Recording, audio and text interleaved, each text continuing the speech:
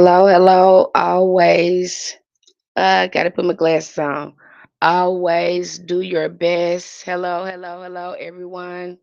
I see people are starting to come in the live. We got a hot topic tonight for you guys. We're gonna talk about Solomon.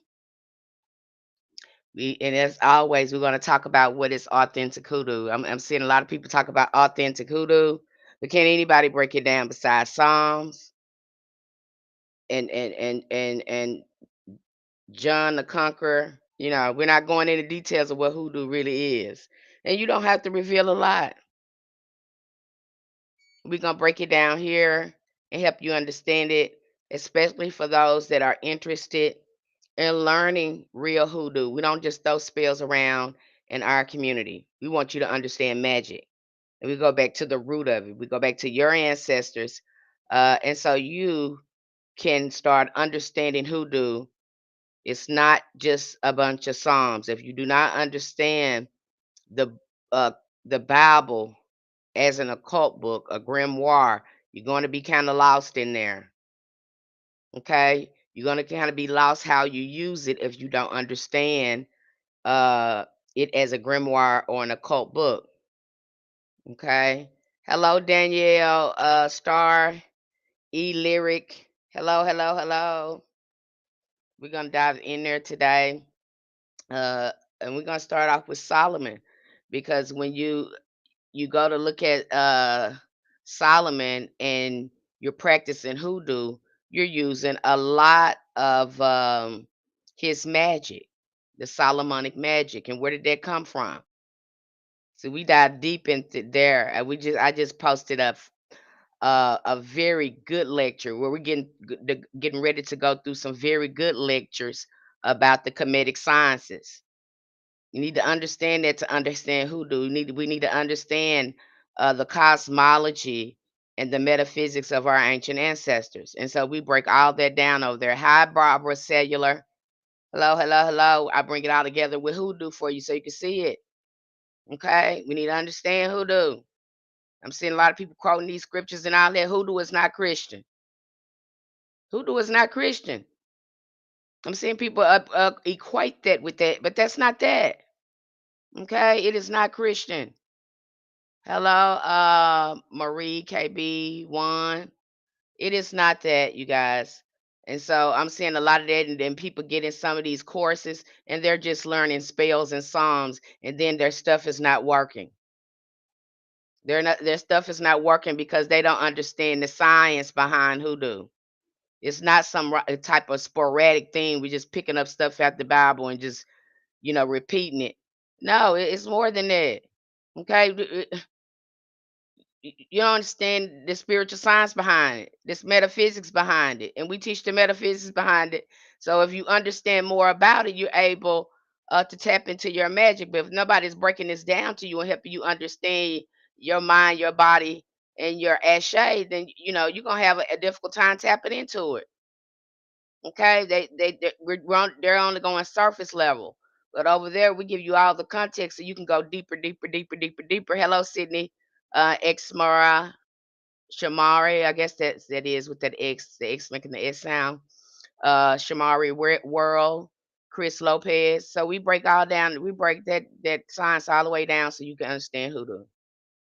Okay, you're not gonna be wondering. It is not Christian. There's a variety of ways that you can practice hoodoo. And you don't have to be Christian to practice hoodoo, although it was synchronized with a lot of elements in the Bible, because we understand the occult meaning in the Bible. You know why some of those Bible characters were looked at the way they were looked at. And so we break that down over here. And hoodoo, many African diasporic traditions. King Solomon is often, I got my notes here, so I'm going to be going through my notes, and I'm going to be breaking things down as I go through my notes, because I don't want to get off topic, because my ADHD mind, honey, other things start coming in my mind. So again, I got a notes here so I can follow along and you can understand what's going on here when it comes to Solomon. And when we really take a look at Solomon, you really understand what hoodoo is all about. Okay. you understand his magic and how we use it in hoodoo, because those are one of the main elements that we use in hoodoo. We use Solomonic magic. We learn Solomonic magic. Like told you, um, hoodoo consists of low magic and high magic. How many of you heard people talk this way? When it comes to hoodoo, they're just telling you surface level stuff. Then you get over there in their group or whatever, you get in there and start learning, and all you see is a whole bunch of psalms and talking about how John the Conqueror and maybe the history of hoodoo, but don't tell you the working components of it. We learn the working components of it, okay? Uh, and that's important that you know that and understand it so you can perfect your own ancestral magic, because that's what hoodoo is. It is an ancestral magic. You're tapping back into your bloodline. Okay, so let me get started, and then we'll talk about that a little later so you can understand a little bit more about hoodoo. And if you're interested in learning the correct way with depth and understanding as a science, and you are of African descent, so to speak, you look like me, you experience the African diaspora, get over there to Patreon, Spiritual Roots Hoodoo Community. Again, you must look like me. I'm gonna say that again. You must look like me. Please don't go over there to Patreon and follow me and you don't look like me. Okay, please don't do that. We already know that hoodoo is a closed practice. It's closed for a reason. And at deepest we go over there, this ain't for you. Okay? Let me make that plain. Please do not get over there and you don't look like me and trying to learn. You will be blocked and you will not receive a refund, because you heard me here say that. So if you scoot your little booty over there and you don't look like me, you don't look like me. You're a pale face. Okay? You don't even identify as I identify. Please do not come over there. I'm not bashing anybody, anything like that. I will read you. I would even, look at your chart for you. But you cannot be over there learning this with us. This is closed. I'm gonna say this several times because I don't want nobody to have no misconceptions coming over there and thinking, oh, it's closed. It just resonated with. No, you didn't. And if it was it resonate with you, that is the trauma that your ancestors pushed upon us, trying to force themselves in our spaces. Just don't do it. I don't want to hear it. I'm not gonna give you any compassion if you come over there, because now you've heard me say that here. I can't say you can't say you didn't hear me say it. It's closed, closed, closed, closed, closed, closed, closed, closed, closed. I don't care about your money. Hoodoo is closed. This is not Ifa. This is not voodoo.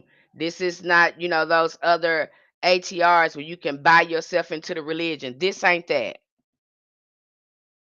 See, it's the difference between closed and initiated. Most of us hoodoo practitioners, we don't care about your money. If you're not an ancestor, if you had not experienced this, then we're not showing you anything. Okay, I have to be absolutely clear with that, because some kind of way it don't register in your mind. Y'all got your own magic. Y'all got your own stuff. Please go over there and do work with that. That works for you guys. Okay? You got a whole bunch of other stuff your ancestors created. All sorts of magic that they, hijacked from our ancestors. Go get that. They watered it down just for you. It's for you. Go over there. It works just for you. Okay? So I'm done with that. I hope we understand that, and I don't get nobody jumping in jumping over there in Patreon, because that's a safe space for people of African diaspora. These are safe spaces, sacred spaces, and every time you come over there and do that, you cross boundaries. You are disorderly. You're out of order. Do not come over there with that. Okay? It's a disrespectful to our ancestors, and I'm not gonna have any compassion for you if you do this.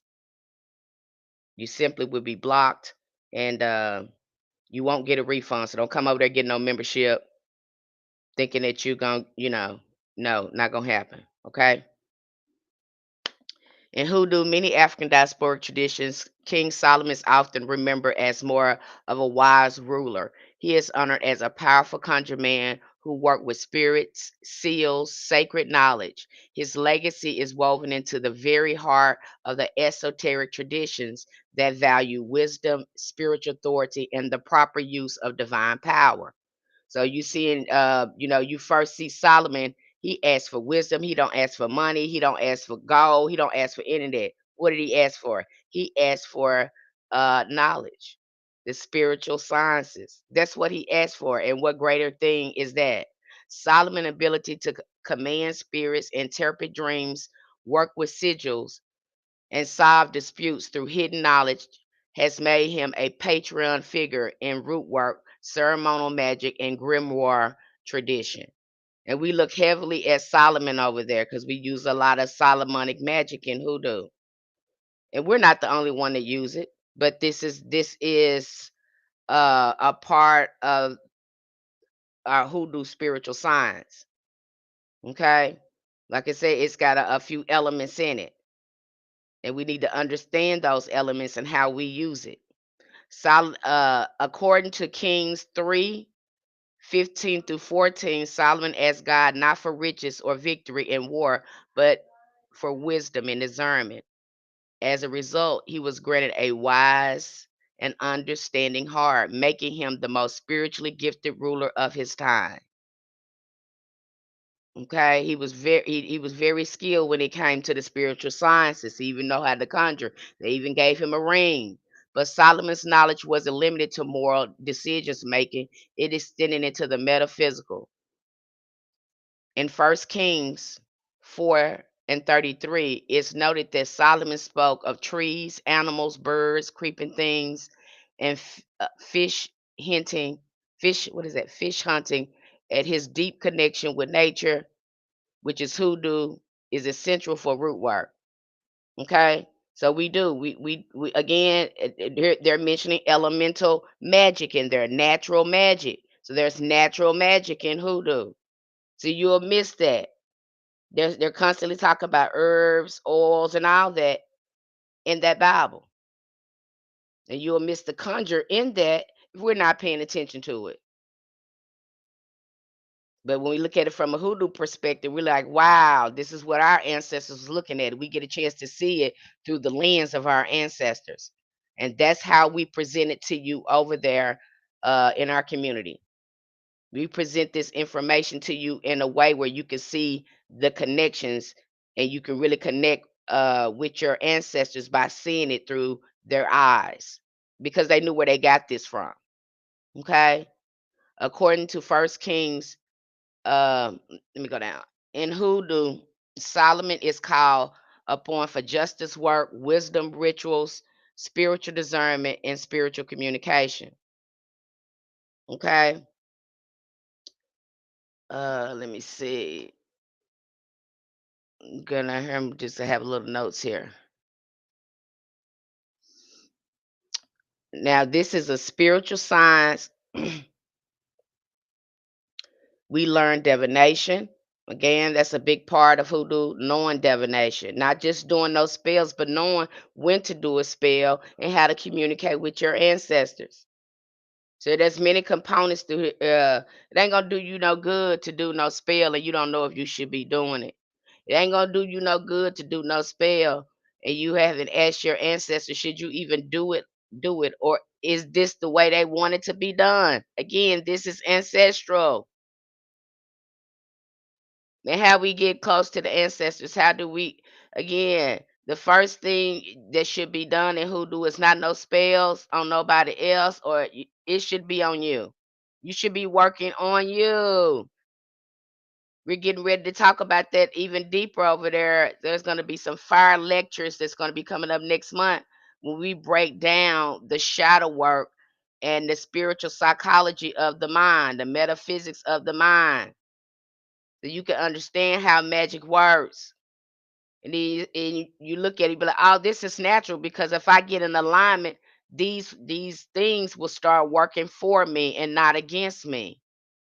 Alignment is important too when it comes to hoodoo. This ain't something you just pick up and you could just be raggedy, in everything you do, because if you raggedy, your work gonna be raggedy. Okay, so that's important to understand the spiritual science behind hoodoo. Uh, we look at the seal of Solomon. Nobody's talking about that. When we look at the seal of Solomon's and the symbols of command, these are symbols of spiritual authority and protection. Protection.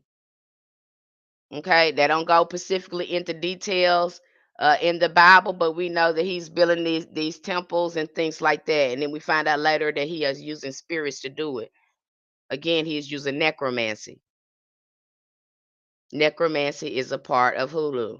I already broke that down when told you when Jesus did that, when he went to go on during the transfiguration, what that was about. Necromancy. He was going raising people from the dead. Necromancy. Okay, y'all, just because they put a Christian label on that don't mean that's not that, because that's where you got that from. You got all this from, again, from our ancient ancestors. We had already mapped that out into a science. Okay, and he perfected, again, they were in alignment and they were able to tap into those energies. This is important in hoodoo. This is why we take them spiritual baths, them uncrossing baths, those healing baths, because what are we doing? We're changing our frequency, we're changing the way we think, and we're trying to get in alignment with our work. You don't have to be guessing at this. From the time we start our work, the cleansing work starts, into the end of our work, till we close it out. Okay? If you don't understand the working parts of hoodoo, the science behind it, you don't understand the science of your mind, you don't understand what a blockage really is, then you might have a difficult time with this, because you think it's anyone's fault, not pointing fingers at anyone. But this takes study like anything else. Okay? We just don't grab, just start picking and psalms and stuff, and I don't know if that's the right time to do the work. Did our ancestors, support us in doing the work? Okay, so we use a lot of seals in there. Okay, and we use them in a variety of ways. You're not gonna know that till you get over there on how we use sigils, how we use seals, and we break that all down in every lecture to give you options. Oh, in our community, again, we want you to understand magic. Think of it like the school of Harry Potter. You're going to learn a variety types of magic, and how you want that magic to look in your life. That's your hoodoo. That's ancestral. That's familiar. Again, the more authentic it is, the more it is your magic. You're not going to really get into your magic by following what everybody else do. That is their ancestral magic. That's not your magic. Okay. So when you learn to work, especially with Solomonic magic, a lot of people, they get into court cases. A lot of root workers and conjurers, they'll use Solomonic magic in a lot of in a lot of court cases, because it works. It's a science behind it. We want you to understand the importance of fasting and prayer, and doing that ritual altar work. Okay.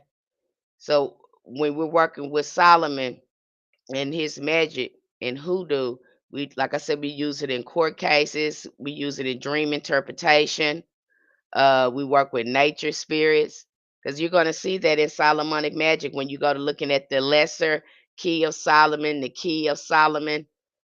You are going to start seeing that element of magic. Okay. And as you go on, I say a lot of these occult books, because we just went over Agrippa too. We go over Agrippa, and we go over John D. John D was one of the first documented cases. I'm gonna say it that way. Him and Edward Kelly was the first documented cases of coming in contact with angels. And so we have to look at the work of John Dee as well to help us understand the science of working with angels. Okay? If you don't understand it, you don't know how to set up your table, you don't know how to go to an altar and formally, engage, with the angel, then are you really tapping into things? These things should be talked about. Hoodoo is not just about uh its focal point is not Christianity.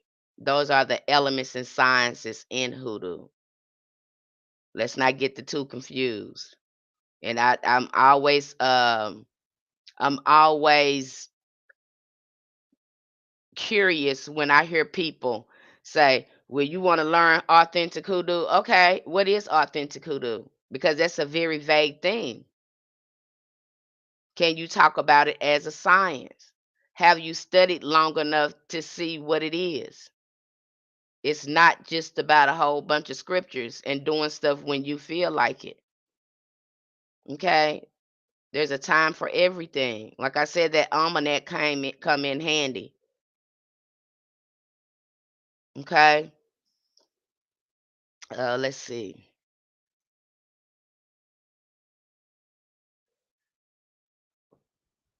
So when we look at Solomon in hoodoo, Solomon was not just, again, an intellectual. He was a worker of spiritual power. He understood that true wisdom requires divine connection, spiritual discipline, and the ability to work with both seen and unseen forces. In hoodoo, we continue to honor Solomon by working with psalms, the seals, the oils, and prayers that tap into the legacy of commanding spirits, solving the impossible, and gaining clarity through divine means. Solomon was a conjure king, wise in the ways of both heavens and earth. And when we walk in spiritual wisdom, discernment, and ancestral truth, we follow in his footsteps. See how we looked at Solomon? Very wise. Okay. We dive deeply into the spiritual science of hoodoo and spiritual roots, including Solomonic Magick. We explore all sorts of metaphysical sciences that our ancestors was looking at. And see, no one is talking. I haven't heard many people talk about the Solomonic Magick. I haven't heard many people talk about what is in there, Moses or the sword of Moses. Have you nobody talk about this? But yet are the occult sciences that are included in hoodoo. So when you say authentic hoodoo, what are you saying? Yes, there's indigenous components in there. There's sacred, not natural magic in there that not everybody knows about. But however, there are other sciences in there that helps hoodoo function in the way that it functions. If you don't understand it, you got somebody just blowing, again, make sure that they can be able to talk about it and break it down the way I'm talking about it. Because if they have been really studying hoodoo and you have been studying the metaphysical science, I've been doing this over 20 years. I studied this 15 years before I even got into metaphysics, trying to find myself, trying to find out how I tick, how my mind tick, where are these, why am I having these dreams? Why am I having these premonitions and visions? So again, I've been studying this for a long time. And if they cannot break this down like this, they want to be vague with hoodoo with you, do not trust it because a lot of people are just think that this is about spells and psalms. No, this is about an occult science. This is about an occult science. There's no reason to guess out here. This is a craft as well. And when you don't understand it like that and you get in this group, these some of these places and you find out you're not making progress, then they, a lot some of um the mentees or the practitioners don't want to take accountability that you're not getting enough context about what they're giving you. That's just a small bit of that. There's so much work that goes into that. And it starts with you. But if you're not being told about the work you have to do and the alignment you need to be in to work with your magic, then no, you're not going to make much success. And this is a way of life too. This takes it putting in your time, not just a 15, 20-minute spell. It doesn't work that way, you guys. I know you've seen that on TV or whatever, but it does not. Okay. So we go deeper into Solomonic magic. And if you're ready to understand that, you know where to go. You can go over there to our platform. We just got through. Hi, Monique. Hi, Monique. Hi, the homeschooler. Hello, hello, everybody on my YouTube stream. And so when you understand that, you know, you're going to be more successful at your work. And that's the way I break it down. Okay, we break it down and help you see it from every perspective. Because I want you to tap into your magic. I want you to see your ancestors in everything. And so when we're going through the occult sciences, the one that I love that we're going through right now is we're going through the comedic sciences. And whoa, you can definitely see the hoodoo in there. You can definitely see your ancestors in there. And you can definitely see that a lot of these occult writers like John D, Agrippa, Levi, what's his, Eliphas? Levi. Again, you can see how these men were, they were inspired by the ancient Kemetic sciences. And then you can see how the Kemetic sciences were influenced by the ancient matriarchs, which that's going to be interesting because we're getting ready to break that down again next month when we're going to be getting heavy into the Kemetic sciences, helping you understand hoodoo. Because again, where did that Bible come from? It came from Kemet. A lot of that stuff came from Kemet. Okay. And so, in order to understand hoodoo, we got to go back to the root of things and see what makes hoodoo hoodoo. And how did our ancestors recognize themselves and see themselves in that Bible? Okay, so again, we're reclaiming our power when we're looking at the Bible as well, and then looking at it from the perspective of our ancestors. And I'm breaking it down, for you like that. Okay. So if that's something that you're interested in, get over there. Now, what I want to talk about the components of hoodoo when we start looking at the sciences of it.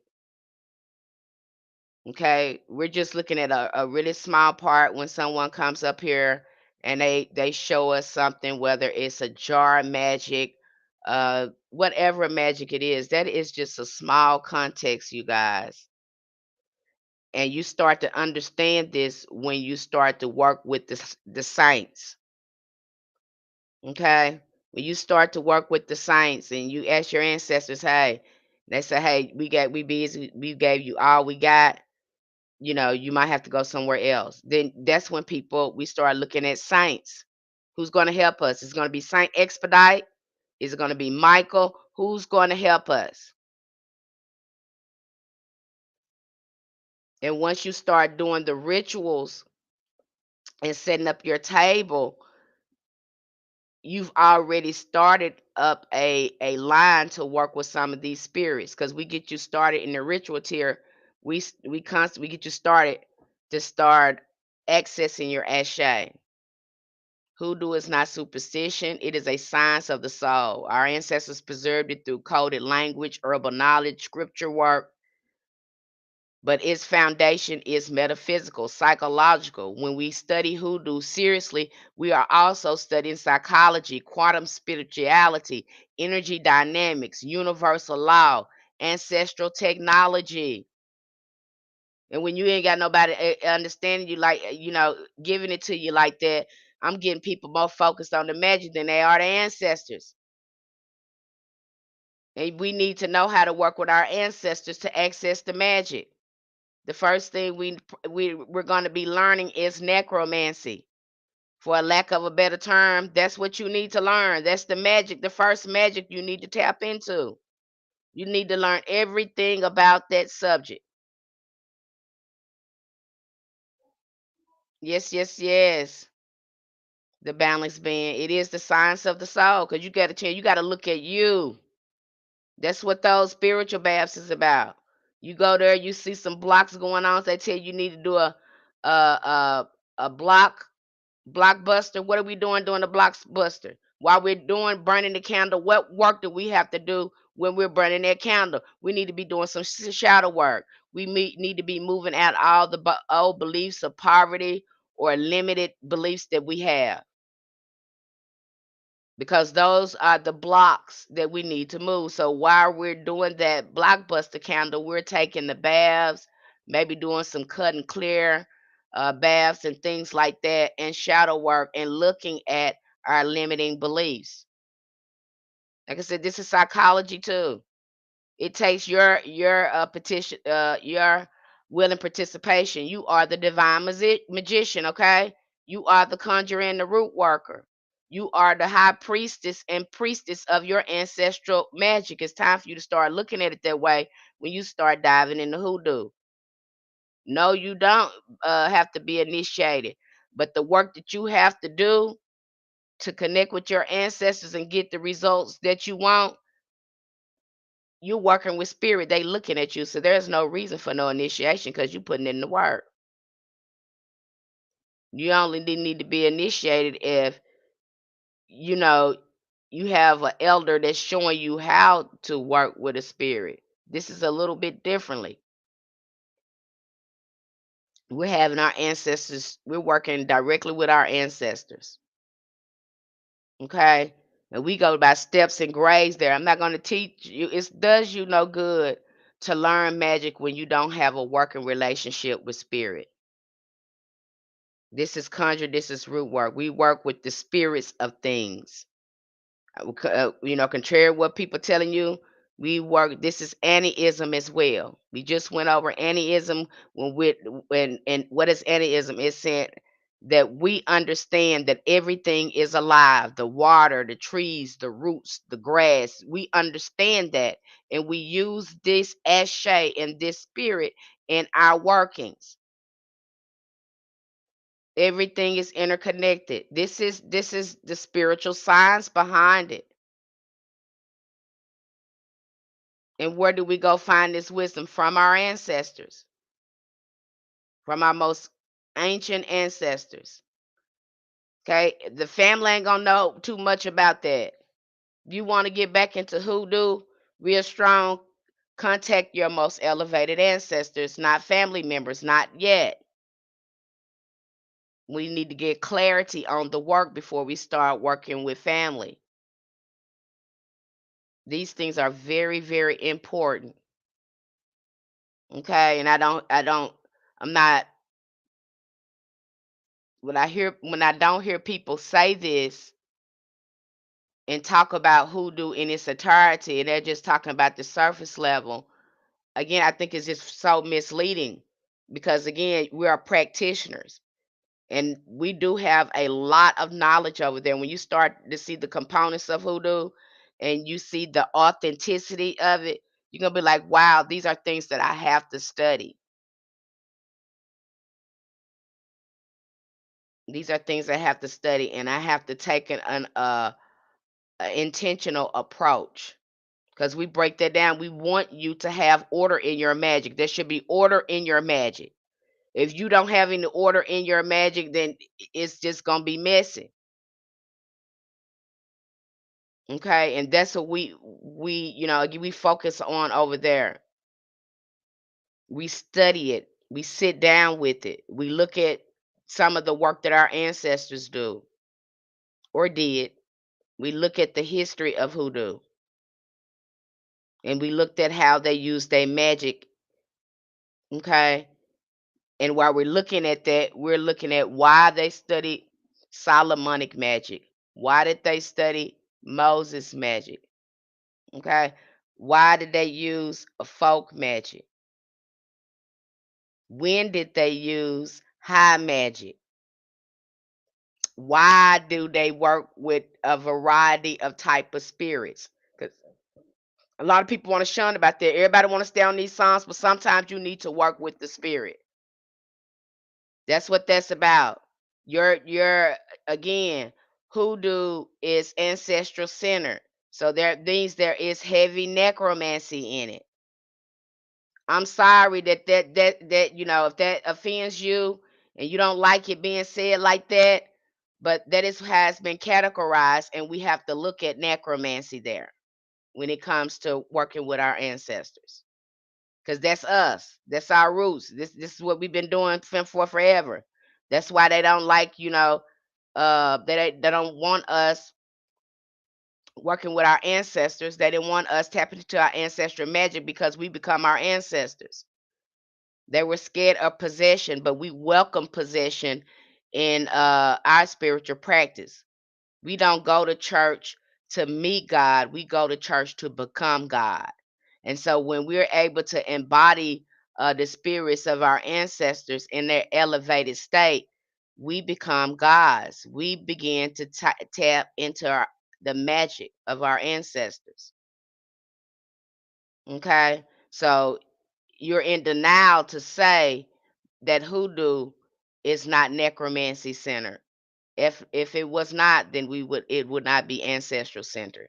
And I do apologize if that word again, I don't like it either. It is a derogatory term that they have categorized with, I feel like, but that's what's in there. Okay. It leads to psychosis without mentorship. Exactly. If you don't understand, because again, when you're working with these spirits, they're going to be talking to you telepathically. Okay. And it's spiritual centered. So I don't know how you gonna get something done without spirit when you're working with nature spirits, you're working with elemental spirits. You need to learn the language of spirit and how they're talking to you. And if you don't know that, then you're gonna be confused. And then with some of the spirits, especially when we go in to talk about some of the Goetia spirits and some of the Olympic spirits, in which you're going to have to work with sometimes. If you have not uh did any mastery of self, you don't know yourself, you haven't been doing your shadow work, aka your ancestors work. Yeah, you're gonna have a breakdown because you ain't moved out no wounds. You still working out of those limited beliefs. It's either gonna drive you crazy, you're gonna give up, you know, you got to go back to the drawing board. But if you do it right the first time, because you're gonna hear me bang this over your head over there because I want to see you succeed. I want you to see the results of your magic when you get in alignment. Okay, I want you to see. So you're gonna have me bang that in your head and have me repeat that in your head. Do your shadow work. And right now, more than ever, during this retrograde, is the real level up. Is doing your shadow work. We are in a lot of retrogrades right now. This is the time to be heavily working with your ancestors. This is the time. This is now more than ever. The focus should be working on ancestors. Any working you should be doing now. Again, most rituals probably need to be done with your ancestors. Just working with your ancestors, doing a lot of shadow work. That's what is recommended right now during the retrograde. Doing healing work and shadow work right now, especially with all the upheaval that's going on. Uh, because the retrogrades are having a physical impact on what's happening with all these storms, the tsunamis, All this craziness that's going on, these retrogrades are pushing us to change things about ourselves, especially people of the African diaspora with the challenges that we are facing. I don't know if you're here, if anyone, again, I see things from a spiritual perspective, especially when it comes in regards to hoodoo and our ancestors, because it's ancestor centered. Okay. So again, this is an ancestral technology, and we look at, and I think this is it becomes very, very interesting and very, very you can comprehensive when you start understanding Kemetic sciences and how they looked at the ancestors. Okay, that's going to be important. In our community, we under legacy by studying and teaching these branches of magic. So to understand hoodoo, you got to understand the branches on the tree. There's branches on that tree you need to understand. It is not a separate system. You need to understand how the tree functions. Once you start looking at the branches of the tree, you understand how the tree functions. You understand your ancestors. And hoodoo evolves. It's not just, it's not just centered on Christianity. Okay, so when we start to look at hoodoo and understand the spiritual sciences embedded in hoodoo, the more powerful our healing, our justice, and our connection to spirit becomes. Okay, so we learn to preserve it. We learn to, again, look at it through the lens. A lot of this, the branches of magic, we look at it through the lens of our ancestors. Okay, I'm not going to give you any shallow surface work, but I understand some people, that's as far as they want to go. They think that that's far as they want to go, and that they think that works for them. But that's going to work ever so often, you know, until you learn something else.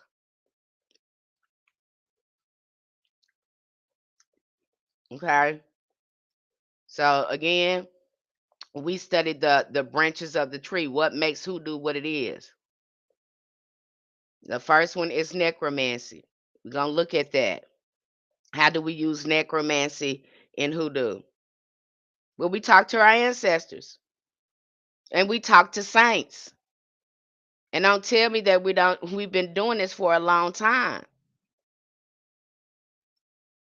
We develop relationship with spirits, but the first relationship we would develop with spirit is our ancestors. And then we start learning about the herbs. We start learning about anaism. We start learning about everything being alive. Then we start learning how our consciousness is creating the magic. And when we get our to master our magic, the mastery of self is the mastery of magic. Again, we get ourselves in alignment with the work. We don't just go out there and do the work. We ask our ancestors and we look at ourselves, what do I need to do to get in alignment with my work because I want it to manifest? What kind of meditation should I be doing? What type of visualization should I be doing? What work, who do I need to work with? What ancestors can I work with? What saint can I work with? Do I need to work with High John the Conqueror? Do I need to work with Black Hawk? Do I need to work with Bishop Mason? Do I need to work with Aunt Caroline Dye, Marie Laveau? Do I need to work with Papa Legba? Do I need to work with Zerly Frida or your Oshun?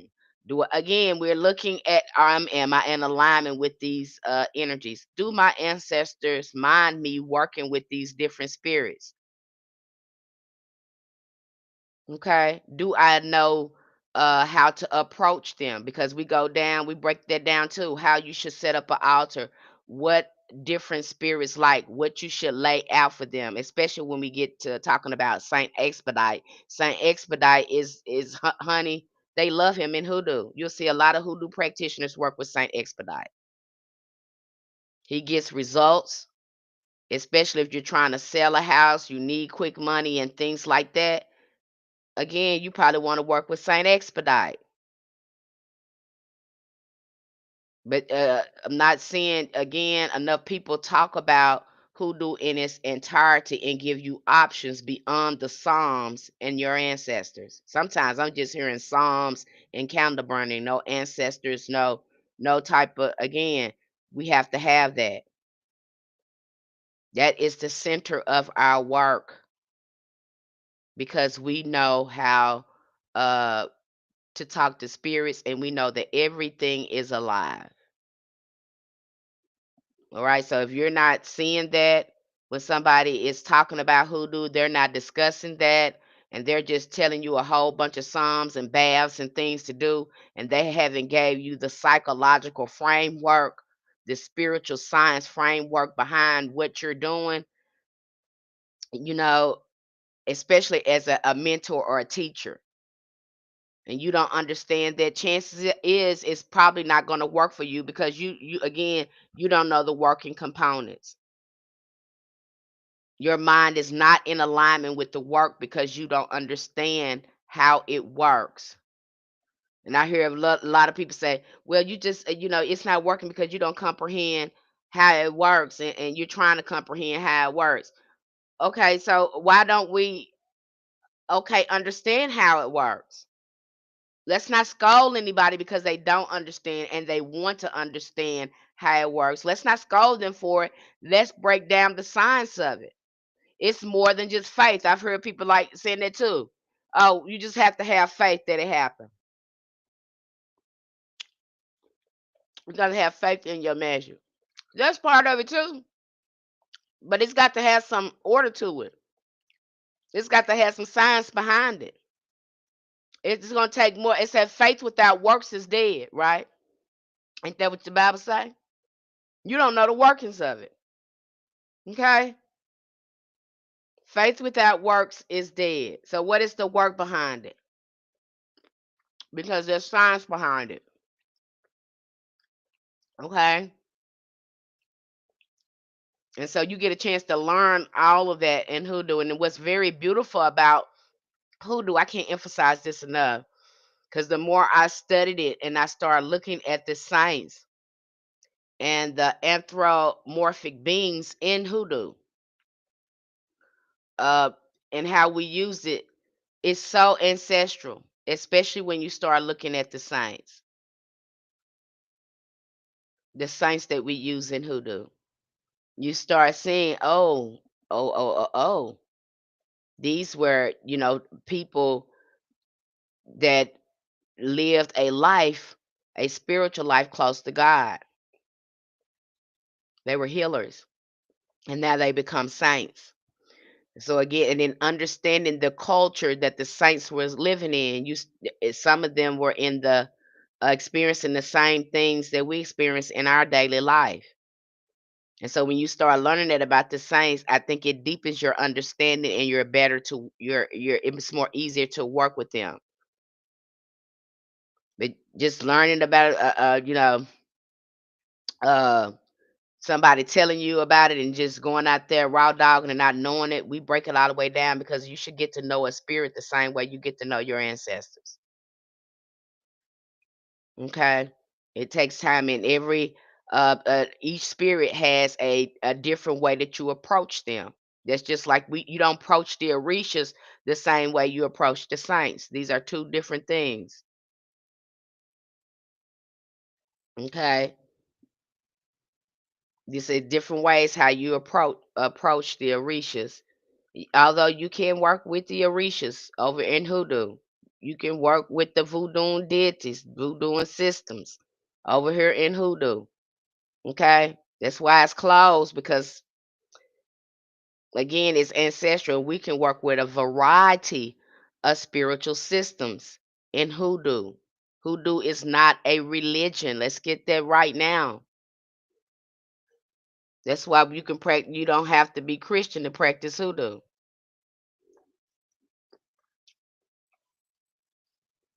But yet I'm seeing people trying to equate hoodoo with Christianity, and that's not that. Okay. We look at that Bible as totally as a grimoire and a occult book that has occult knowledge in there. And when we bring it out, we looking at it like a grimoire and not as a religious book. Does that make sense? Because there's a lot of occult in there. I've already showed you that with Solomon. And we're probably going to go into some more biblical figures in there so you can see the conjure in there. Some of these people were conjure men. That's how our ancestors understood it. So again, one of the main practices magics we're going to be looking at is necromancy. Necromancy is going to be one of the main focal points, and we're getting ready again to drop some more great lectures about rituals of necromancy and how to work with ancestors uh, with this spiritual science. Okay, you say you want to work with your ancestors. You got the ancestors altar up there, and you don't know what's going on it. You don't know if you're making any progress or not. Well, now's the time to start learning the language of spirit. Maybe you've been getting a sign and you've been missing them because Hollywood done told you you should be seeing bells and rituals and apparitions and stuff like that. Sometimes that don't happen like that. I was told that working with Orisha was like a commitment, daily offerings, and no other spirits you work with. Is that true or partially true? When you're working with the Orisha, I'm gonna say it from this perspective. When you're working with the Orisha, they should have their own space. They should have their own time that you're working with them and ask them, really know the dates and times that it's best to work with them and do your daily offerings. Okay, they should be have their own altar. Don't place them up there with nobody. To keep it safe, the best way to approach the Orisha, if you're working with them, and we just got through dropping a fire lecture on the 7 African powers. Oh my gosh, that lecture is coming up. We teach you how to get set up your table and start working with them. But again, they need to have their own space. We don't want to mix the two, and that's what they're talking about. Don't mix it on your altar. They need to have their own space. That's the safest way to work with the Orishas. When we start working with voodoo deities, uh, again, and the Orishas, they need to have their own space, like the Lama Damas. And Saint Expedite is the same way. He like his own space. Again, but with the angels, they're pretty much you can sit other stuff up there with the angels, such as the ancestors or something like that. But when we start dealing with these spiritual systems, they need to be separated. And then we need to understand how to approach spirits in that system. That's what I love about hoodoo, because you get a chance to um, learn a variety of ways to work with spirit. It's not hard, but again, it takes study. And you're going to put some time in your magic. You put in here what you get out of. You want some type of fast spell thing, you are sadly mistaken over here in hoodoo. This is not that. And anybody that is practicing any magic, if they've been a practitioner of any magic, any system, they will tell you it takes time, it takes practice, it takes study. It takes going back to the drawing board and looking at you. This is a science that you perfect, and you are the biggest component of it. Okay? And I try to make it easy for you and talk about it in a way where you can start making changes to get in alignment with your magic. Because I want to see you do that. Okay? You'll hear me say that. That there is an alignment process in here. You want your magic to work, then you have to be in alignment with the work. There's certain things you have to do in the physical realm to see it manifest in the physical realm. Okay? The spirit can do their job, but you have to do your job and give them an opening to work with. If they don't have an opening to work with and you're not alignment in that, how do you expect for them to help you? Okay.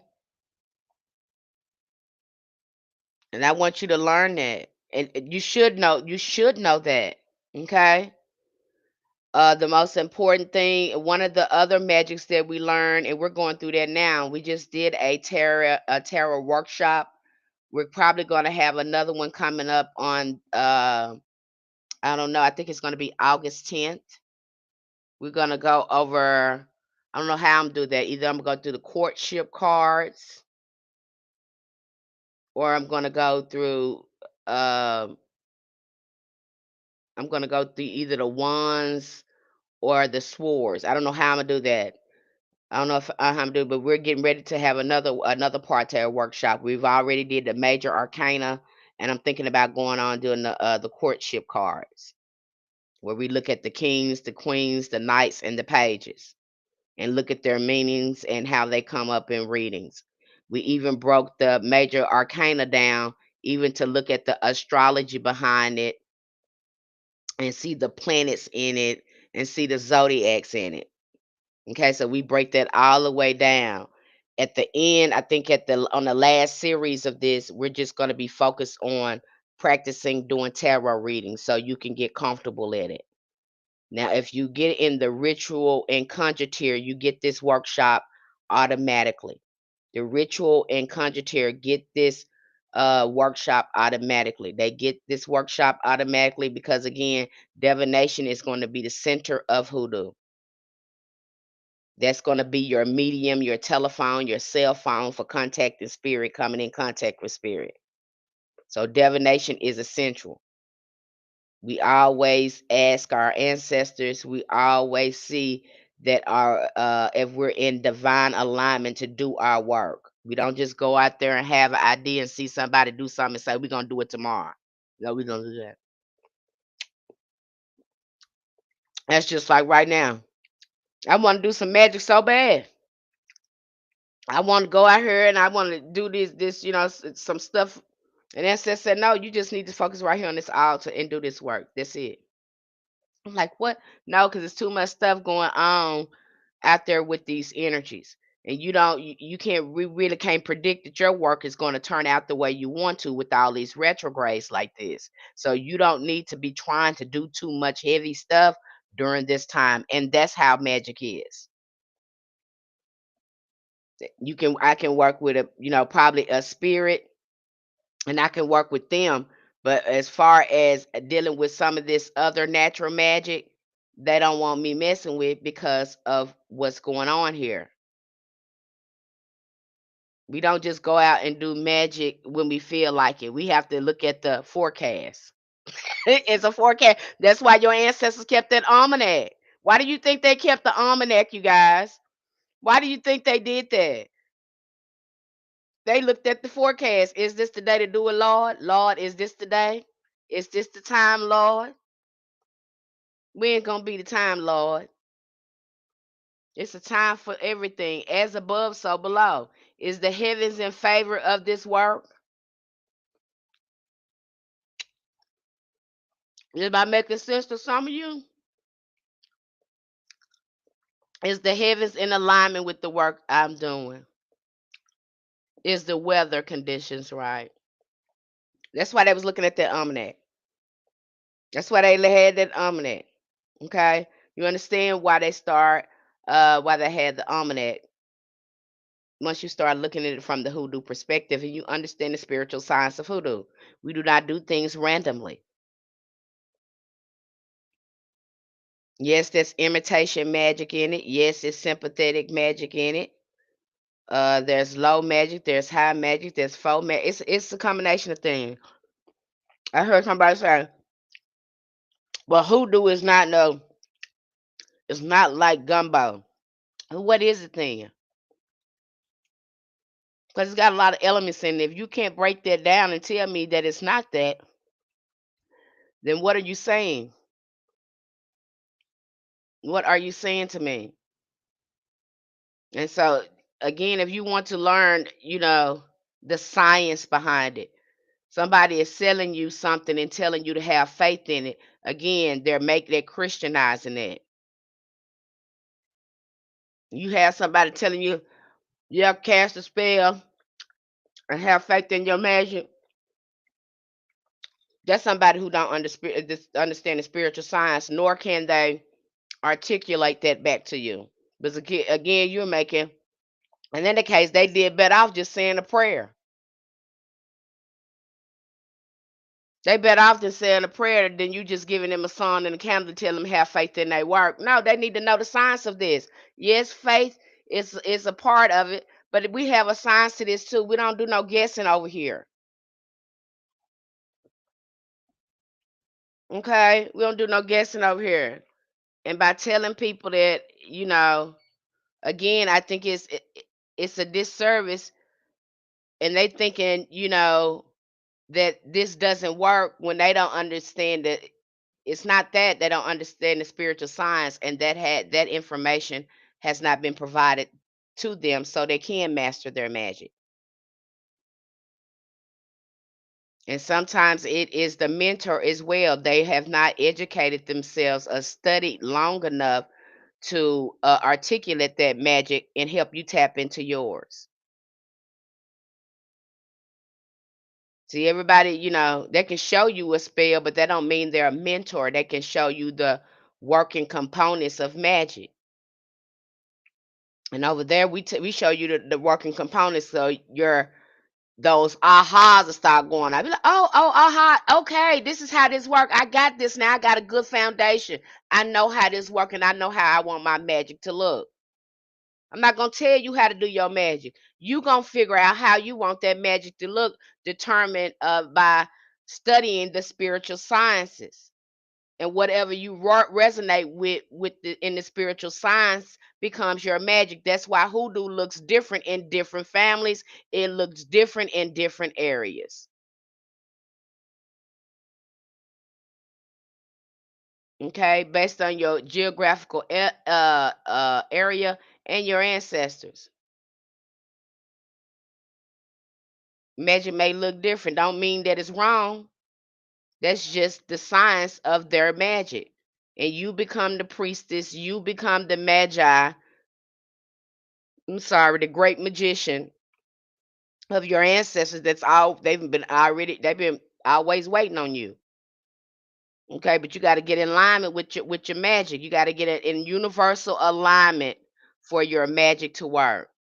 There's something, and then too, a lot of people don't want to understand, and which I break that all the way down. I'll help you understand that hoodoo is a way of life.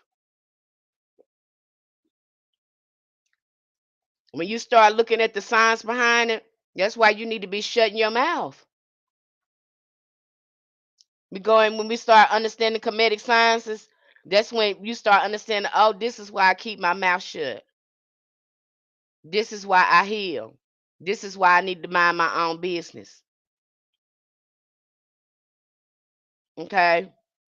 And so we break that down in a way that you understand it, especially the divination part.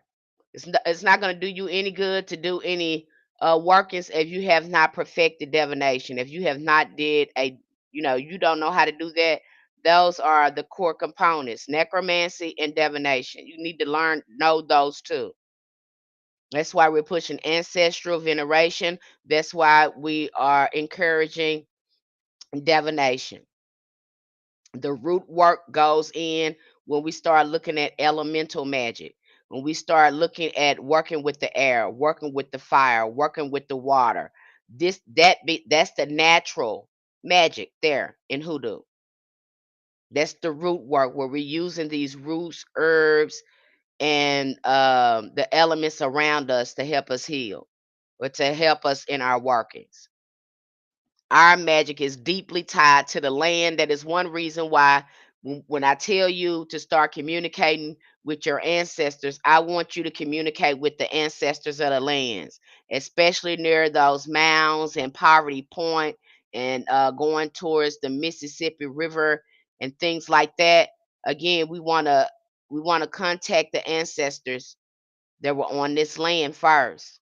And if you look like me, they're your ancestors. We want to contact the shamans, the healers, the root workers, the conjurers that were connected and had a relationship with the land.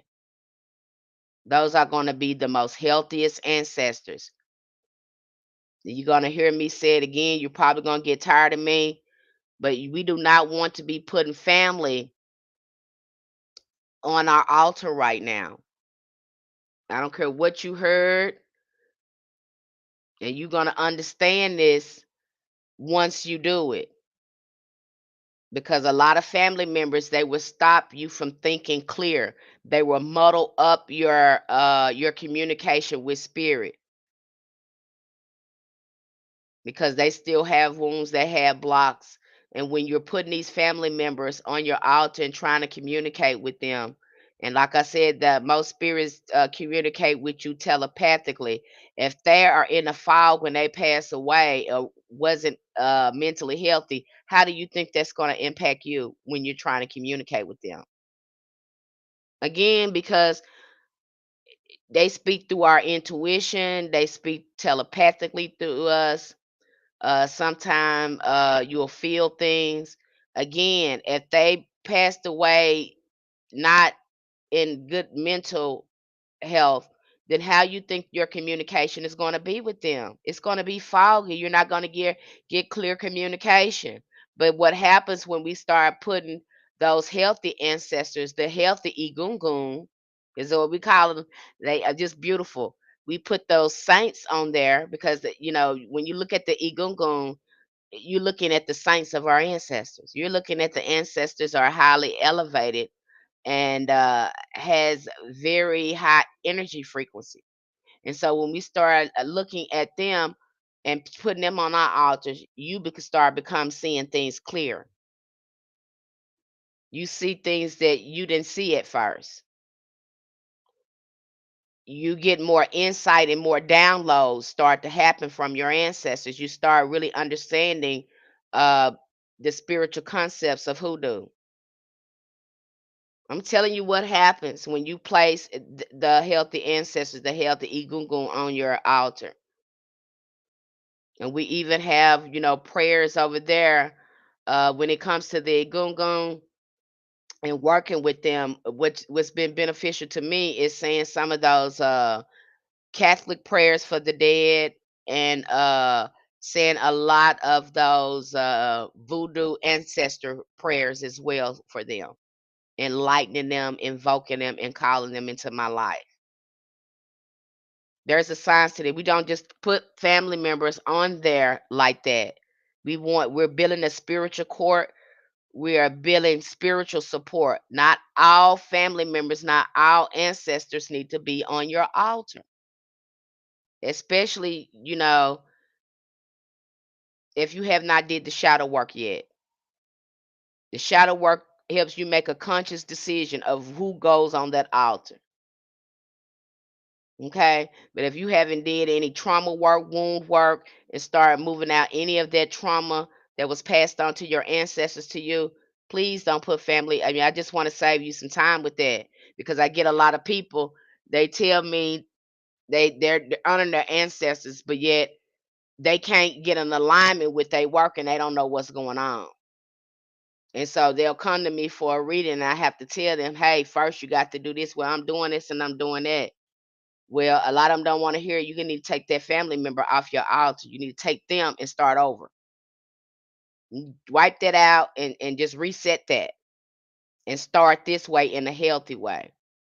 And I do apologize. No one gave you guys full context about that, but that matters. And I'm seeing a lot of hoodoo practitioners say, yeah, you put all your family on there, even if y'all don't get along. Are you crazy? Why would you put somebody on there you didn't even like going to their house visiting him? They didn't like you. Why would you? You don't think that's gonna be the same type of energy that they gonna have in the afterlife? Yeah, it's gonna be the same thing. They didn't change. They didn't like you when you was here. So how you think they're gonna like you when they pass away? That's just not good spiritual wisdom to provide to people. You're keeping them in a toxic cycle, and they're not getting rid of that karmic debt, that karmic loop. and that trauma that's stuck in their lineage like that. So, that's not wise. Okay. That's not wise to tell someone that. And so when I see someone that says that, and they're a hoodoo practitioner, I'm just like, what are they doing? Have they did any self mastery? Because they would know this is not that's not right. People don't change because they die. That don't happen like that. Okay, that's important to know. Do anyone have any questions before I go on? I'm good because I'm just yapping here. Anyone have any questions about hoodoo?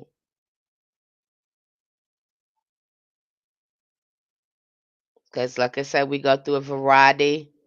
If you want to learn authentic hoodoo, and I think what is also just because somebody look a certain way, don't mean they know. A lot of us we love fluff. You love fluff, and then you're disappointed when you get over there and you can't you're not making any progress because we love fluff. We love people that sensationalize us. We love people to have our emotions running high. We don't do that over here in hoodoo. Okay, we have control over our mind, body, and emotions. And some of us are addicted to excitement and we don't even know it. We don't want anything that brings more peace in our life. We don't want things that is going to bring us in alignment with what we want. We want to be raggedy and get what we want, but it don't work like that. Okay?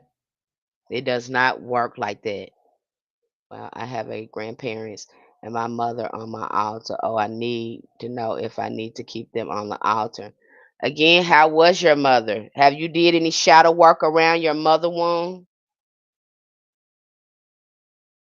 I'm not saying at some point you won't have her up there, but what I'm saying after we do the shadow work and we start doing some energy repair with some of these family members, then we can put them on the altar after we have connected with our elevated ancestors and did our shadow work and did some energy clearing with some of these family members. They do not need to be on this altar yet.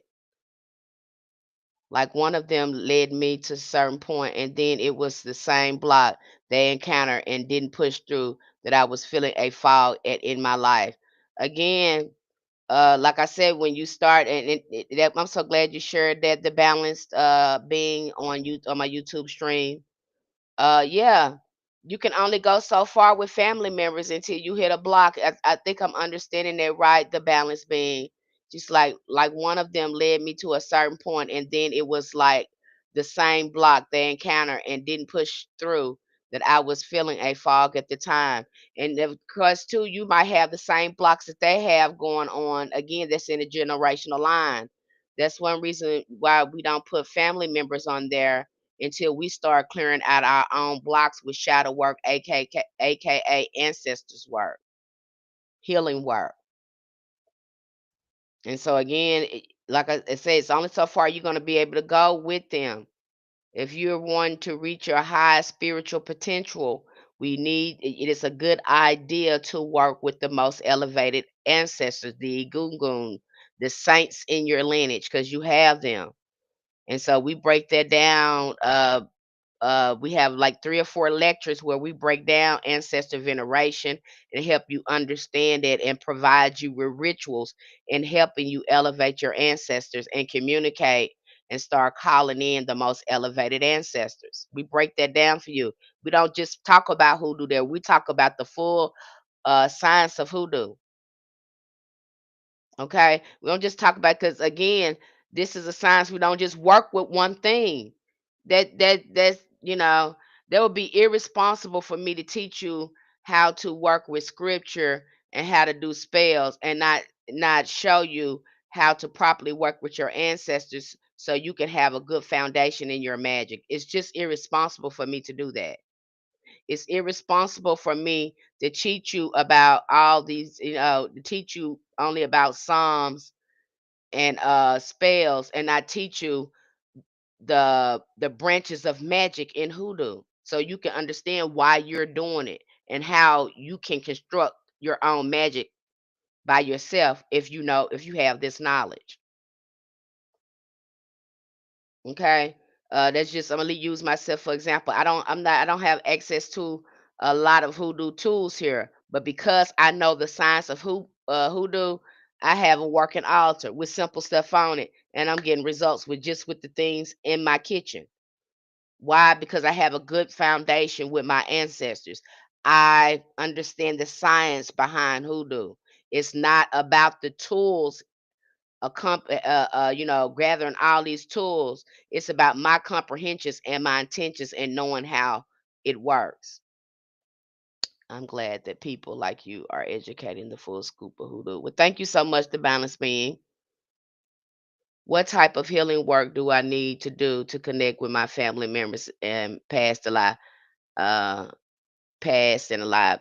Shadow work, they're calling it, and again in Kemet, we call it knowing thyself. And we're getting ready to break that all the way down in Kemet, so you can understand the psycho spiritual science of how you're working. So if your mind got all these blocks and you got trauma, and you won't know that till you start breaking down that family tree and doing the shadow work. And once you start healing, ancestors love that. I can't tell you enough. When you start calling on elevated ancestors, you get in alignment so quick. Sometimes it will feel like a quantum jump. It will scare you that bad. You be like, oh my gosh, it will feel like you have jumped. The difference in you will look like light and day when they clear that fog out. When they start clearing things out, it is just start moving you, and it will feel like a quantum jump. Okay. I can't emphasize that to you. You will feel this energy come in. Your mind will just start working so much clearer. But if you're not doing it, and you're being stuck in certain places, then you're not working with healthy family members. That the healing work is shadow work. It's AKA ancestors work. That's what you would do, in the ATR. They get you in alignment with healthy ancestors. Some of us are not in alignment with healthy ancestors. All your family members did not like you. You got some family members that was jealous of you. They didn't want to have nothing to do with you. That's a reality that you have to look at when you start doing the shadow work. When you start breaking down these characteristics, some of these personalities in your family, you start realizing, whoa, wait a minute, there's something going on here. I see a pattern that's being repeated in me, my family. I and this family member just didn't get along. Again, we start to look at the trauma and peel away the denial, because the denial is what's keeping you in the fog. If you have not did the shadow work, and you're in denial about what's really going on about around you with your family, you're in denial what frequency your family is operating out of. You also get a chance to see what frequency you on, and how high you need to vibrate to get in alignment with what you need to do. Oh baby, this is a science. I don't know what you thought this was. And it really uh I feel some type of way when I have people that say they're mentors, and they come here and they give a fluff and a vague definition about hoodoo. And then people get in their courses or whatever, and they can't even articulate or understand the spiritual science. They just want your money. You're welcome, Freedom Focus 50. They just want your money. And you find that a lot. You get people get in here, you just floating in that. You don't know what the hell going on in there. You don't know it, and you're doing the work, but it's not working. You know you missing something, but you don't know what you're missing. Okay? And they don't tell you that a practitioner is that what you do. You study, you learn, you apply. You learn, you apply. Okay? And that you might learn simple stuff. Like when you get over there, you might be a little overwhelmed over there, because again, when you start looking at hoodoo and what it really is in its authentic form and what we study, You're just like, whoa, this is it. Yeah, this is it. And then we look at your foundation. We look at your ancestors, and then we start looking at the divination. And then I encourage you to start working closer with your ancestors and keeping consistent rituals. Okay? So you to understand that and get you to going to your ancestors about every little thing. If anything, when it comes to magic, I'm going to tell you, did you ask your ancestors? You tell me, I want to work with this spirit. Did you work with your ancestors? Because a lot of time when we want to work with a spirit, you can start asking your ancestors, and they'll make intercession for you, and you'll start seeing some of these spirits start coming up in your dreams. They'll bring them in your dreams sometime, or you'll start seeing they archetypes in the physical form. You start seeing synchronicities about the deity. Again, they know the language of spirit, and your ancestors can make intercession with you. That's why we're able to work with certain um, spiritual systems that other people can't work with, because it's through our ancestors. That's the safest way to do things. Even when we approach the Orisha, whatever deity that we approach and start working with, we ask our ancestors first, because we stand on their shoulders. They are the foundation of hoodoo. Okay?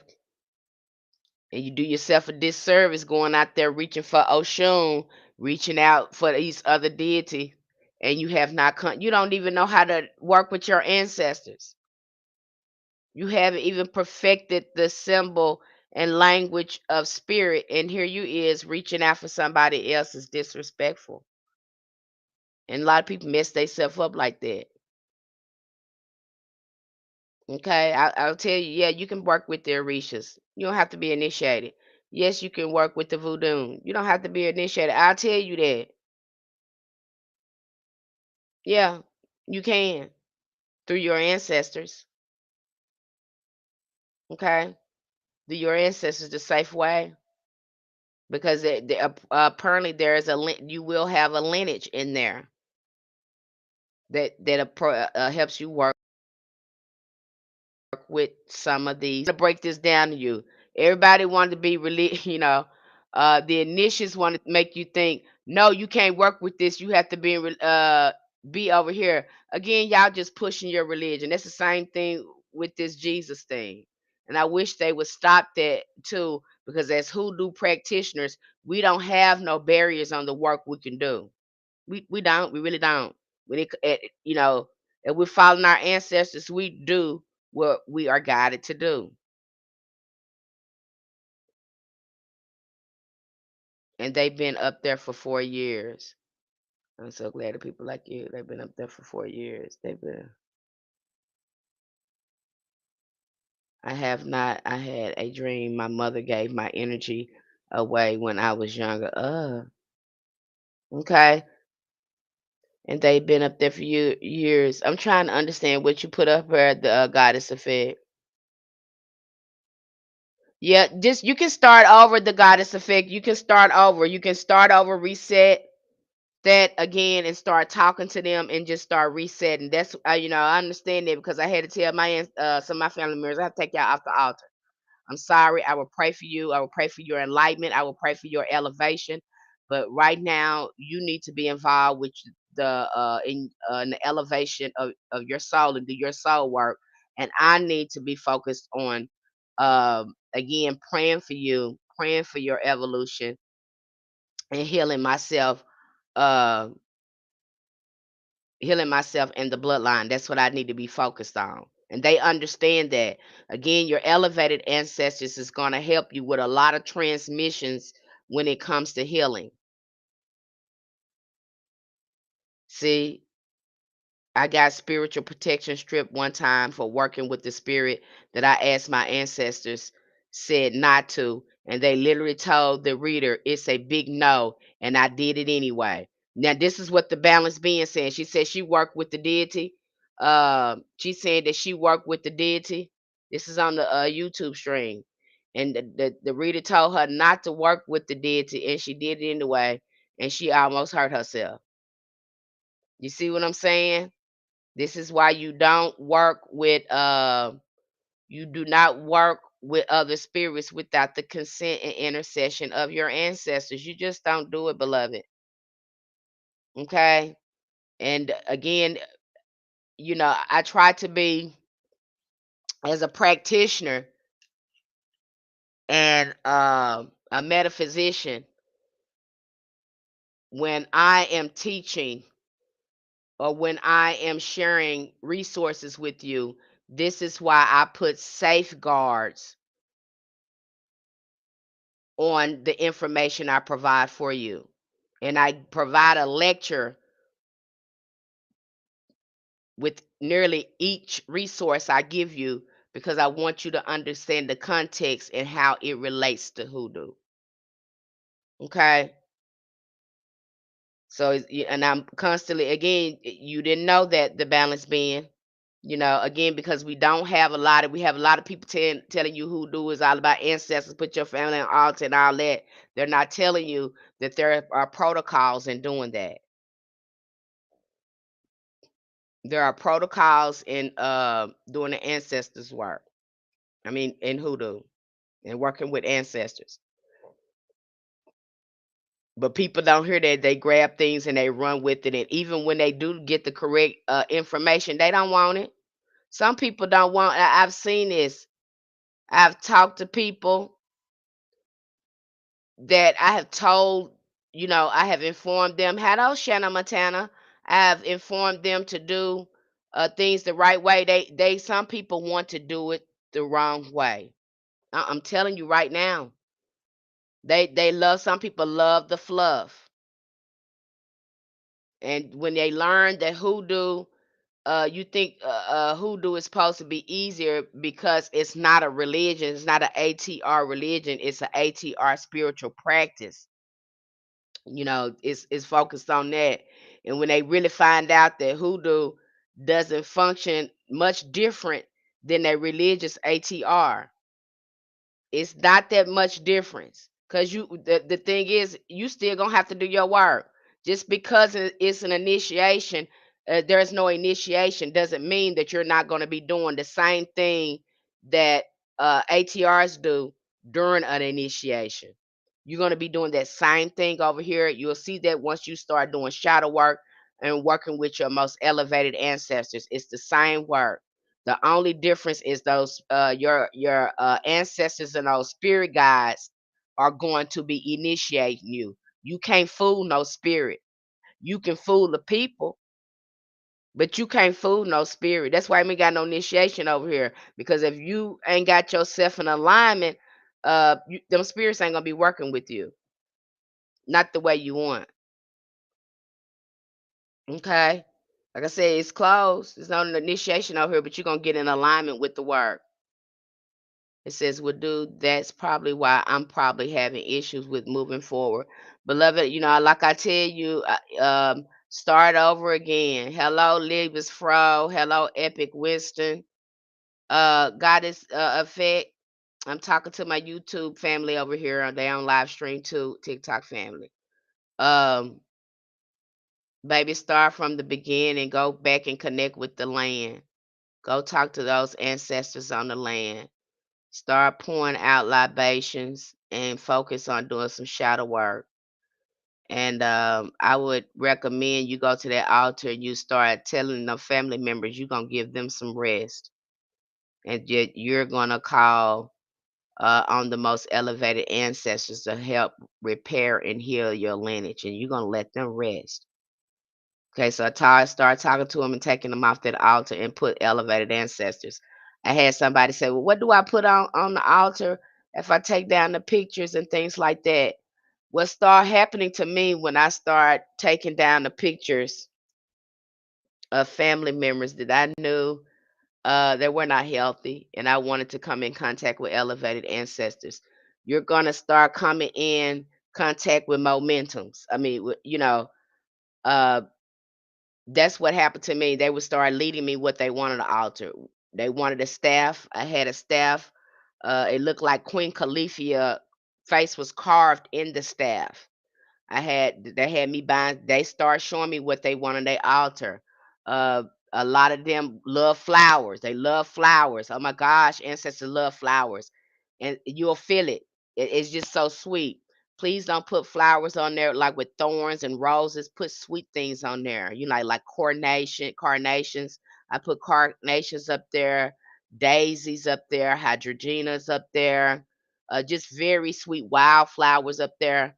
Again, keeping fresh flowers on there, and you'll start to notice, you'll know that your ashes is building up because those flowers will start lasting a long time on the altar. Okay. I will start putting fruits up there, vegetables up there, and then I started again putting foods up there that were staples on the land, such as beans, rice, what did my ancestors eat, what was available for them to eat, chicken. I'll put things like that up there. Okay. What else did I put up there? They had me another thing I started putting up there is totem animals. They had me putting owls on the ancestors altar. For some reason, they wanted owls up there. I had like two pictures of owls on there. And they had me buy this little totem pole. It was a totem pole of a thunderbird, and they like that on the altar. I also have a shamanic dagger because when I first started doing my healing work, which we go into that more, and communicating with my ancestors, I started doing a lot of shamanic journey work. It felt shamanic. Hoodoo feels shamanic too. If you're really doing your work and your meditations and contacting your ancestors, going to deep meditation, it has shamanic elements in there too, especially when we start looking at the meditations and communicating with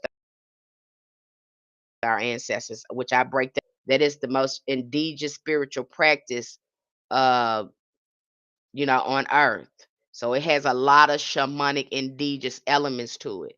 And the ancestors definitely had me doing a lot of that work when I start communicating with them. I was going on the astral, which I do very often here now. I still do it. I was going on the astral plane, talking to them the same way that the guy was doing in Black Panther when he was going to the realm of the ancestors. There's a such of a realm there. And I have a lot. I have a few meditations on my YouTube channel of ancestral meditations if you're interested in that. But again, uh, that's what I start doing. So again, they might start have you just put fruits on the altar at first, like oranges, grapes. You know, you might be drawn just to put that on there, especially during the summer months and spring months. I put a lot of fruits up there. Sometimes I'll put cookies and coffee up there. Definitely some rum. Okay. Rum, vodka, liquor. My ancestors don't too much like whiskey, so rum or vodka is what they like. So again, you'll put things like that up there. Uh, they might guide you, you have some people that's guided to work with culture ancestors, you know, again, but we're working with elevated ancestors. And then later, if you decide that you want to write names of an ancestor on there, then you can. Okay. If you decide that you want to work with a collective culture ancestors, you can put them on the altar and start working with them. But again, be guided by them to do so. And I know that feels funny that you have an altar and don't have any family members on there. But no, you have a clear altar. You have an elevated altar, and they'll guide you to what to put on there. And when you start looking at that altar, it's going to start looking a little shamanic. It's going to look indigenous because don't nobody understand it but you and your ancestors. Okay? Gonna be very different. They even might guide you to put little dolls up there to represent your ancestors. Some people put little dolls on their altars too to represent their ancestors. They had guided me to do that, to put little dolls, little figurines up there to represent my ancestors. Okay, you might be attracted to um different indigenous spiritual practices, I mean, indigenous uh, cultures that might have you putting it up there again because we're connecting with the ancestors on the land. Okay. And those are the ones that we want to connect with. Now, if we want to work with family, again, we ask our elevated ancestors, is that okay? And usually, when you ask them if that's okay, that family member again will start coming in your dreams. Pay attention to your dreams. Okay. Even though I don't elevate my family members, I still have them come in dreams. Are we talking? No, they're passive. They're not saying anything. Not to mean that I don't have contact with them. Again, because I don't work with them in this world here, they don't have anything to say in a dream because they're not on my altar. I'm not working with them. I'm working with the elevated ancestors. Okay.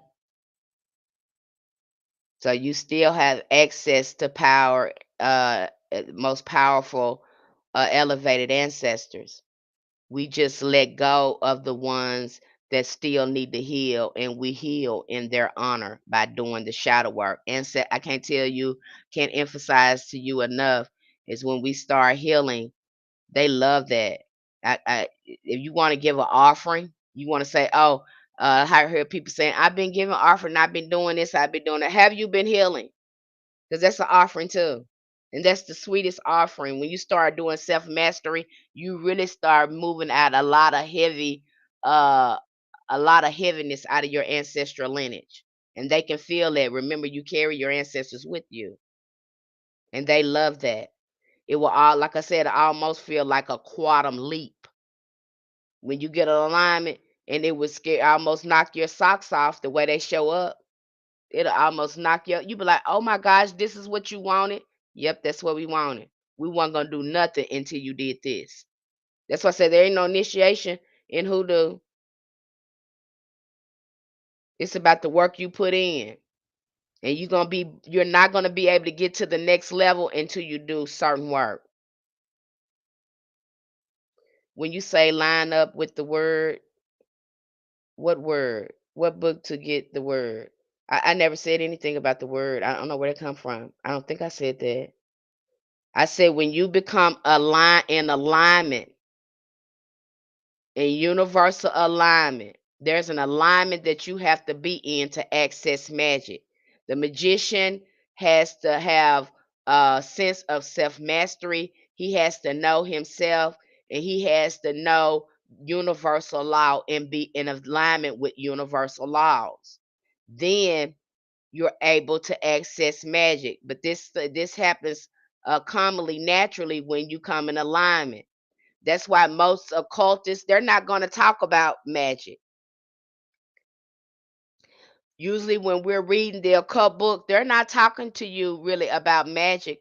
They're telling you the frame of mind you need to be in to take advantage of these universal energies. Okay, that's what you're missing. Like a lot of the occultists, they don't go out and work because they understand the working components of the mind when it comes to magic, because they understand the natural law. They prepare themselves to get alignment with magic, with the universal laws. And once you do that, things begin. You know how to work with these energies, and things come to you effortlessly. And a lot of people call it magic, but the occultists don't say that. They call it science. And so did our ancestors. Science. This is a science that has not been explained to us. So when you get an alignment with what you're trying to do, in alignment with your magic, because you're trying to use these universal energies to manifest, and you get an alignment, then you can really access your magic. But if you don't understand the components, and hoodoo is the same way, it is no different from any other um occult science. We have to be in alignment with it. Now you get some people, they want to be, they want to contact, they want to do the work. They want to do magic, but they don't do the work. This when you see people come in and start conjuring. That's why you see, after a while, you get people that love to do hexing and all that kind of stuff. It ain't gonna be too long that you're gonna be conjuring up something bad. You don't have to be in alignment to start doing a conjure. But do know when you start conjuring like that and you going to work with a spirit without doing the work, you're gonna have to pay them. And now I don't know how that payment gonna look for you. But when you're in natural alignment, things flow a lot easier for you. Now, do people get over here and use the science wrong? Absolutely. It's people that use hoodoo wrong all the time. We've already talked about people get over there and they're not interested in healing or nothing else. They want to go, they're ready for some real action. They're ready for stuff. And that's when you have people making pacts with these spirits, getting themselves in trouble and then driving themselves crazy. Because you want to skip the root work. You want to skip being in alignment, and you wanted instant results. So now again, you gonna break the laws of nature, of natural magic, and you gonna get over there and conjure and start making pacts with spirits. And every spirit, the payment is different. Okay. So that's why I say, and I even talk about this in my conjure, in the conjure tier. I slow things down and I put safeguards on it so you can really understand the energies that you're working with. Okay. So and I've not heard a lot of people saying, if it's not working, sweetheart, are you in alignment? Are you communicating with your ancestors? Are you, again, we're just blaming it on that person. And then sometimes it's the mentor, it's the teacher, it's the way they're articulating hoodoo, it is the way they're making hoodoo sound. And here lately, I'm seeing hoodoo sound vaguely like Christianity, and that's not that. I'm hearing people say you need to be initiated in hoodoo, and that's not that. We don't need you to come in and put better rules, rules on it, stuff like that. It's already got its rules. What is important is that we understand the science of hoodoo, and it has nothing. It is not rap. It's not Christian. Okay, and it's important for you to understand if these people cannot come here and articulate the elements of hoodoo, because I'm not divulging any closed features in here. You won't see the closed stuff until you get over there and we start breaking it down from the hoodoo perspective. And you be like, oh, this is why we do this. This is why this is like this. Okay, that's why it's closed over here. It'll make sense to you why it's closed, because the things that you're doing over there gonna let you know why it's closed.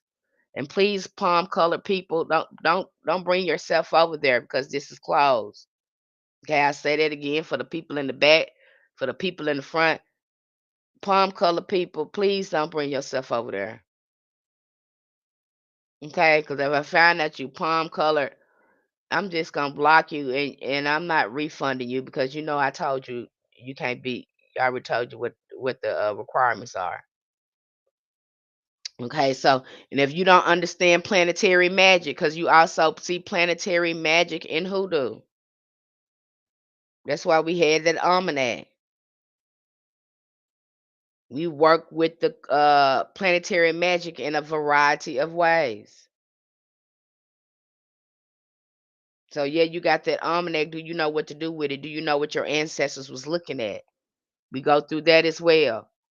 That's how we kind of get you looking into ritual and how to get yourself in alignment with these energies. Again, because why? Because we look at planetary magic, and how do planetary magic function? It functions around universal law, universal energies. It's part of natural magic. So yes, we have to study it because those are the components of hoodoo. No, but okay. It's important for you to understand that before you start jumping in stuff and start grabbing stuff and looking at it and not knowing what to do with it or when to do your workings. Because they, again, we got people, again, we're getting surface level without context.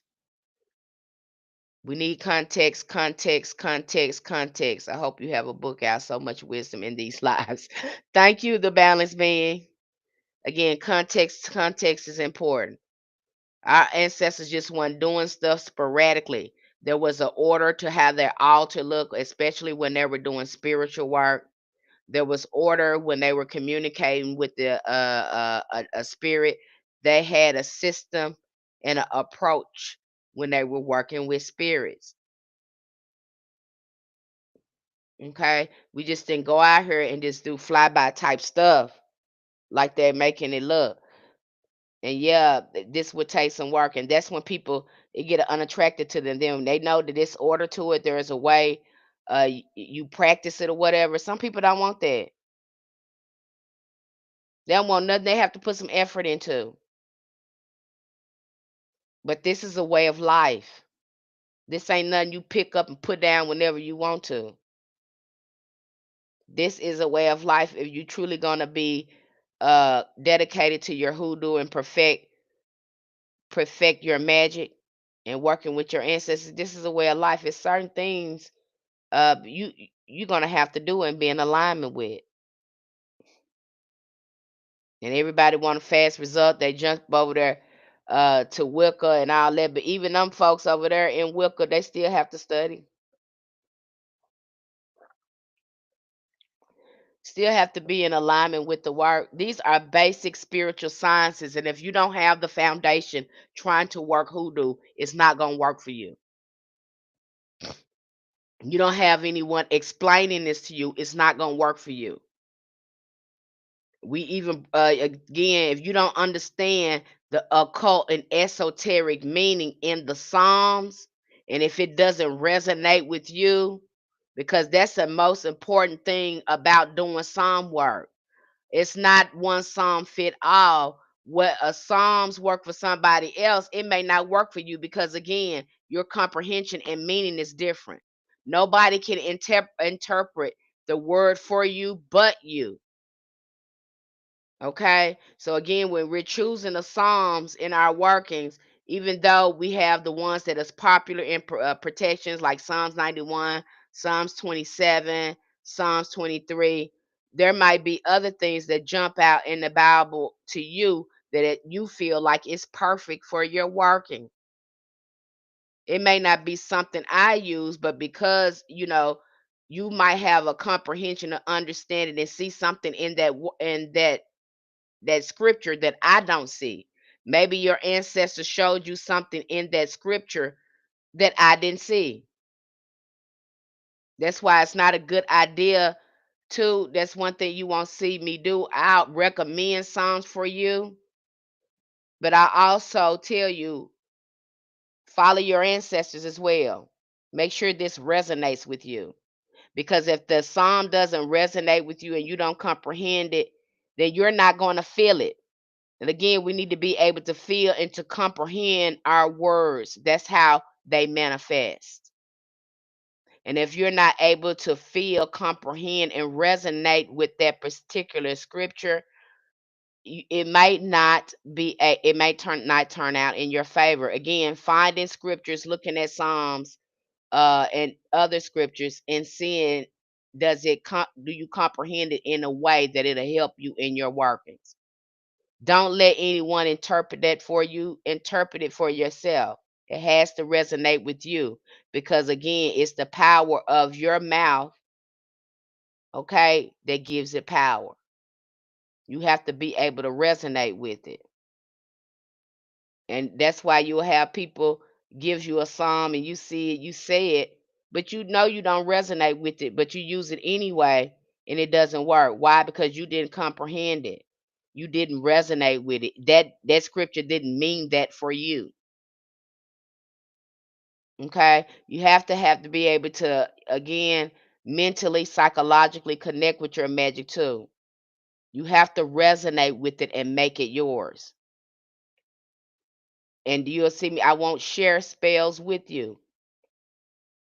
Okay, you can share, I won't just sit there and tell you a spell after spell after spell after spell. Hi, Dimples.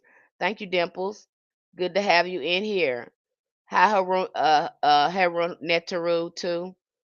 Again, I won't do that for you. You do that. You already know what this herb do. You already know what salt do. You already know how to uh make your own conjure oils. You know how to do that. I'm not going to tell you how to do that. Thank you, Dimples. Thank you, beloved. Thanks for your support. But again, I'm not going to tell you how to do that. You're going to figure that's for you to figure out how your magic look. That's for you and your ancestors to figure that out. That's not for me to figure out. You, it's for me to help you get a foundation and help you comprehend how your magic work and the science behind hoodoo. Yes, you can again you can click the link in my bio, the goddess effect on the channel, on my YouTube channel. It'll take you right over to Patreon. And if you're interested in learning more, the full lectures and things like that, I recommend that you choose the lecture or conjure tier. Probably the ritual tier would be good for you. At least start off with the ritual tier. You get a lot of resources and really start understanding hoodoo as a science. But honey, ain't nothing wrong with your hoodoo, baby. If you are struggling with your ancestors, you're struggling and trying to perfect your craft. You just don't have a foundation, and that's what a lot of us need. You don't have much context, and that's it's it's not your fault. Okay, just some of us don't understand. A lot of people don't understand the hoodoo science. They're under the mistaken that because hoodoo healed up under Christianity so long that it's Christian. It is not. It is not. You can be hoodoo and practice be a Muslim. Okay, you can practice this hoodoo and be Seventh-day Adventist. We don't care. Why? Because it's a spiritual science. We understand the spiritual science. It's only going to help you understand uh, the spiritual function of your religion by understanding hoodoo. Okay? But if you don't understand the spiritual science and you don't know how to uh, see things through the lens of your ancestors, of uh, how they viewed the spirit, how they viewed hoodoo and how they looked at the spiritual science, you're not gonna get far with that. And like I said, it's nobody's fault. It's just that, people are putting fluff on it. We're used to Hollywood putting bells and whistles on things and glitter and all that stuff. And so you kinda get misled in that, and you get in hoodoo or you get in magic, and it's not quite what you thought it was gonna be. No, because it requires work. Anybody who's been a practitioner of magic or Wicca, they understand that you even have some work that's easier to do during the certain seasons. Especially during the spring, you want to create something new, you want a new beginning, even though we can do this during the new moon.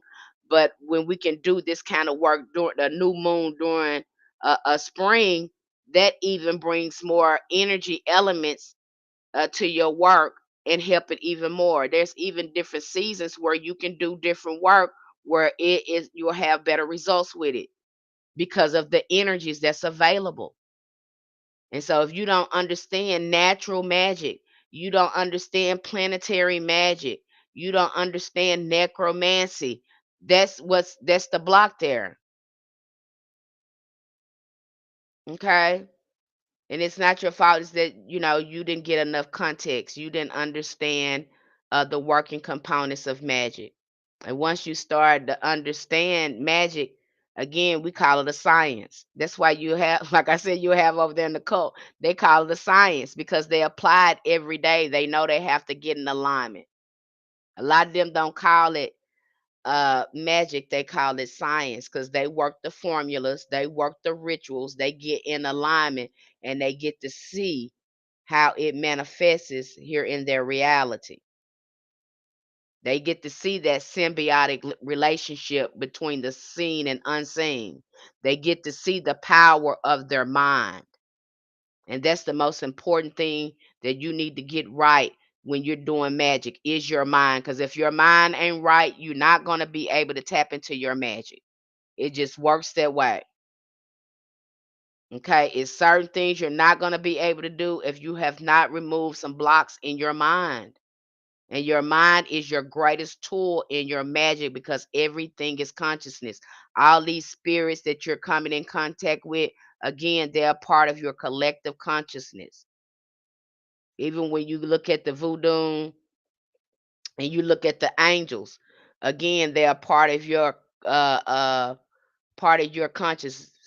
They're not just outside of you, they are in you with it as well. And you understanding that symbiotic relationship, especially when we go into Kemet and we start understanding the Netaru. Uh again, these are energies are not just outside you, you're accessing them within you as well. Especially when we look at planetary magic. Not only do we know the planets, they're celestials outside of us, we also understand how they function within us. Okay, understanding the magic. Hi, money. Thank you, money. Money. I hope I'm under that. It's I be pronounced. Yeah, that's name Money Beauty. Thank you, thank you, thank you. So it's important for us to understand those working components. And see, they have you thinking hoodoo. I don't know what. I just don't know what people thinking when they give a vague description of hoodoo. And then we talking about how our ancestors worked it and what they did, this wasn't somebody. You have people, yeah, they're innately gifted, and then you have others that have to do work to tap into their magic. And we show you the work that you have to do. Now, you might find yourself innately gifted in some things. That's just your magic. But how you're never gonna know you until you start studying magic, the science of magic. So hoodoo works with the Netaru too. You can work. We already break that down. What is the Netaru? Nature spirits. What is the occult? Everything that comes from the occult comes from who? It comes from our ancestors. Every occult book that I have read, they were inspired by the Kemetic sciences. I can't pick up an occult book without them saying they were inspired by the Kemetic science of the Egyptians. I can't look at the Bible without seeing the influence of Kemetic science or the Egyptians. Can you? I can't look at any religion out here without seeing the influence of the Kemetic science. Can you? Can you? If you're truly studying and you're looking at it, you see it. You see your ancestors in it. So what is the Netaru? Netaru are beings of nature, forces of nature, part of nature. So yeah, we do look at the Netaru there. We look at a variety of spiritual systems, and we look at it through the lens of hoodoo. We're looking at how our ancestors were able to synchronize and understand a lot of this stuff and why they were using Solomonic magic, why they were using Moses magic, and why was again some of the a lot of them again they used the Kemetic sciences as a foundation to create their religions and spiritual systems. Does that make sense to you, TJ Ward? Does that make sense? Have you ever read any occult books outside the Kemetic sciences? Especially when you look at Manly P. Hall's work, when you look at Aleister Crowley work, the Hermetic Order of the Dawn, uh, Madame Blavatsky, the Theosophy. We can go on and on. All them people were inspired by the Kemetic sciences. So why wouldn't the Neteru be in there? When you look at Egypt and we start looking at their magic, which they call Heka, we're getting ready to go into that deeper too. It looked like hoodoo. That's why I said hoodoo is a lot older than what it is because we didn't call it that. This is a very new term for our ancestral magic. But when we start looking at Egyptian magic and we're looking at the Neteru and looking at the metaphysical science through the lens of our ancient ancestors who were Cometics, some of them Phoenician. Again, we're looking at these black nations because they all were black. We're looking at their metaphysical science. You're welcome, TJ Ward. We're looking at their metaphysical sciences. And again, and we get a chance to see hoodoo in there, and you be like, oh my gosh, our ancestors was born with this in here. They knew this science. And it's important for you to start making these connections for you to understand hoodoo because it's never lost. The knowledge is never lost. You're just not looking in the right places, and it's not being explained to you from a hoodoo perspective. And what I do over there, I'm going to tell you in the hoodoo perspective. I'm going to decolonize it, and I'm going to take the misogyny out of it. I just did a book review and a lecture. What was it on the I think it was the Netaru, and then understanding uh the psycho spiritual science. Again, because again, this has to do with our mind too. Everything is consciousness. If you don't understand this, how you gonna get your magic going? Okay. So I had to break that down, but as I was breaking it down, I had to stop and slow down and say, okay, now we have again these men because we're getting ready to talk about the Kemetic tree of life.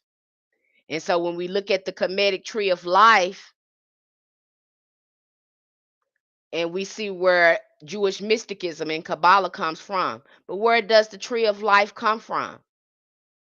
Again, we have to go back to the roots. It goes back to the matriarchs. How did they originally look at that tree?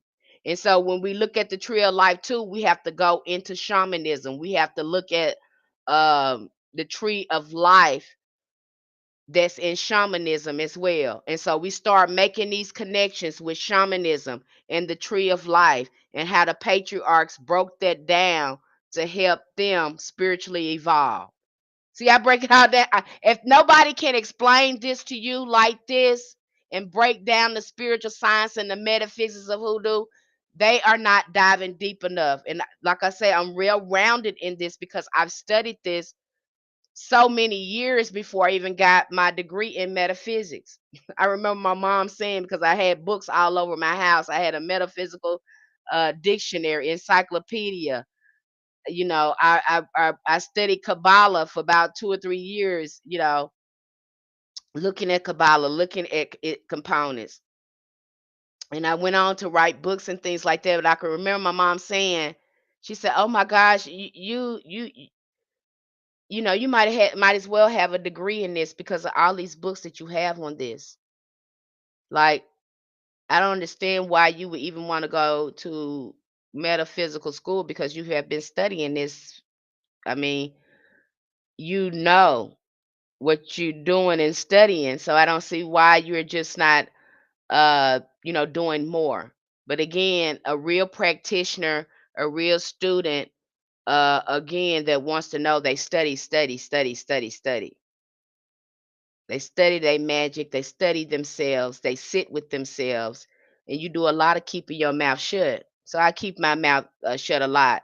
That's why when you see me on, especially TikTok, I don't post here often because my ancestors say, look, if you ain't got nothing to say, stay off that. And see, I know a lot of people on TikTok, they work hard trying to stay relevant, and to stay relevant, you got to talk about trends, and some of them trends, I don't need to be talking about it because it don't relate to what I got going on. So I'm not just going to be up here making videos or whatever just to stay trending, to stay noticed. I don't work for TikTok, you know. I have a mission, I have a purpose. I work with the ancestors. Okay, I don't work for TikTok. TikTok don't run me like that. So you won't see me up here posting a lot of content like that. And when I do, it's because the ancestors say, okay, you can play a little bit. It's playtime. You can post something. Or you got something to say, go ahead and say it. But I do a lot of keeping my mouth shut. I do a lot of preserving, reserving my energy. I don't open my mouth unless I have something to say of value, like I'm doing right now. Okay. And so again, we teach you again the spiritual science of hoodoo. If that's something that you're ready for, if you are ready to make a true investment in your magic and hoodoo, and again, over there on the platform, it's affordable. You got people that's charging y'all crazy amounts of money, and you're not getting anything out of it. You don't comprehend this, the science of hoodoo, and you're walking away with absolutely nothing. I don't like that that's happening to you. You know, and uh we deserve to know this knowledge and tap back into it, so you get a chance to learn this at an affordable rate, because you know who's doing most of the investment in you. You're taking the time to look at it. Yeah, I'm giving you the lectures. um I'm giving you safeguards and giving you a perspective of how to comprehend it. But most of all, it doesn't work if you don't apply the knowledge and if you don't learn it. You get in whatever you put in your magic, that's what you get out of it. If you don't want to invest and put no time in it, put no ashay, no thought into it, and then you get mad when it don't turn out the way you want to, you have to look, how much time did I invest? How did I prepare for this? Did I ask my ancestors? Did I ask for help from my spirit guides? Hi, Lilith Overnight. Hello, hello, everybody that's on my live stream on YouTube. Love all of you. Everyone on my live stream on TikTok.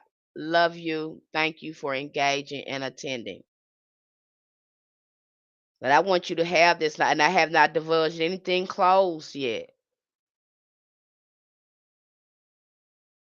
But I've showed you how to look at things from a hoodoo perspective. Now, if you're wanting to learn more, you want to study the occult knowledge and see it from a hoodoo perspective, so you can take the gems from it. You can take the gems from it, and you can choose how you want your magic to look. Get over there to our community, Spiritual Roots. We give you a foundation. I don't want you to see you out there. It's you know, and from Africa, the diaspora, we're stuck in a hard place because we're trying to gain back that spiritual power that our ancestors got, and we're trying to look at what system is going to be good for us. Should I be initiated? You know, and then we get over there and we find out, oh, it's a lot of scamming going on. We're not even sure we're going to get everything we need. We get over there, it's not the way we thought it was going to be. And then we trying to find hoodoo and work it, and we get in there and we feel like we're missing something. We're not giving the whole thing. It's not really working because nobody is telling us, you know, giving us a foundation. But you get a foundation over here so you can really understand, again, how it works, how you apply it. And the most important thing I can emphasize to you, if you're going to be doing root working, if you're going to be doing working with hoodoo, it is a way of life. You can't be out here raggedy like some of these people. You just can't be out here like that. Okay, I don't care what these people, you know. Sometimes I see it just doesn't work like that. I have never been able to be raggedy and call myself gonna do something on that altar. Especially when you look at Mayat, because there's a sense of Mayat There's a sense of good character that has to be with there. There's a sense of integrity because them spirits watching you. Them saints watching you. Them elevated ancestors watching you. You probably can do that raggedy stuff with your family members on your altar because they was raggedy. But if you got elevated ancestors on your altar, you can't be doing raggedy stuff. Okay? I'm just gonna let you know that. And then you'll have some spirits that don't want to work with you because you're not on their same frequency. You'll find that too. Greetings, Miss Penny and Chad. I would like to know what tier I should join. I haven't practiced. I would say start with the ritual tier. You know, how far you want to go with that. Are you ready to do the ancestors work? And again, you know, a lot of people want to get into hoodoo without an ancestor altar. I don't see how that's gonna work for you. At some point, if you're doing hoodoo, you're gonna need an ancestors altar. And you might gonna need 3 or 4 altars, depending on what you got going on. But you definitely need to start off with an ancestor altar. Okay. Definitely need to start off with the most elevated ancestors, not family members. You can pray for them. Ancestors love that. Elevated ancestors love that. Again, when we come in contact with elevated ancestors and we get in alignment, it's almost like we start doing quantum jumping. We see so much spiritual progress come in a little bits of time. What you thought it was going to take you a while to do, it speeds up the mind and it clears things out. Because now you can get direct messages from spirits because you don't have blocked family members blocking up your communication no more. Okay?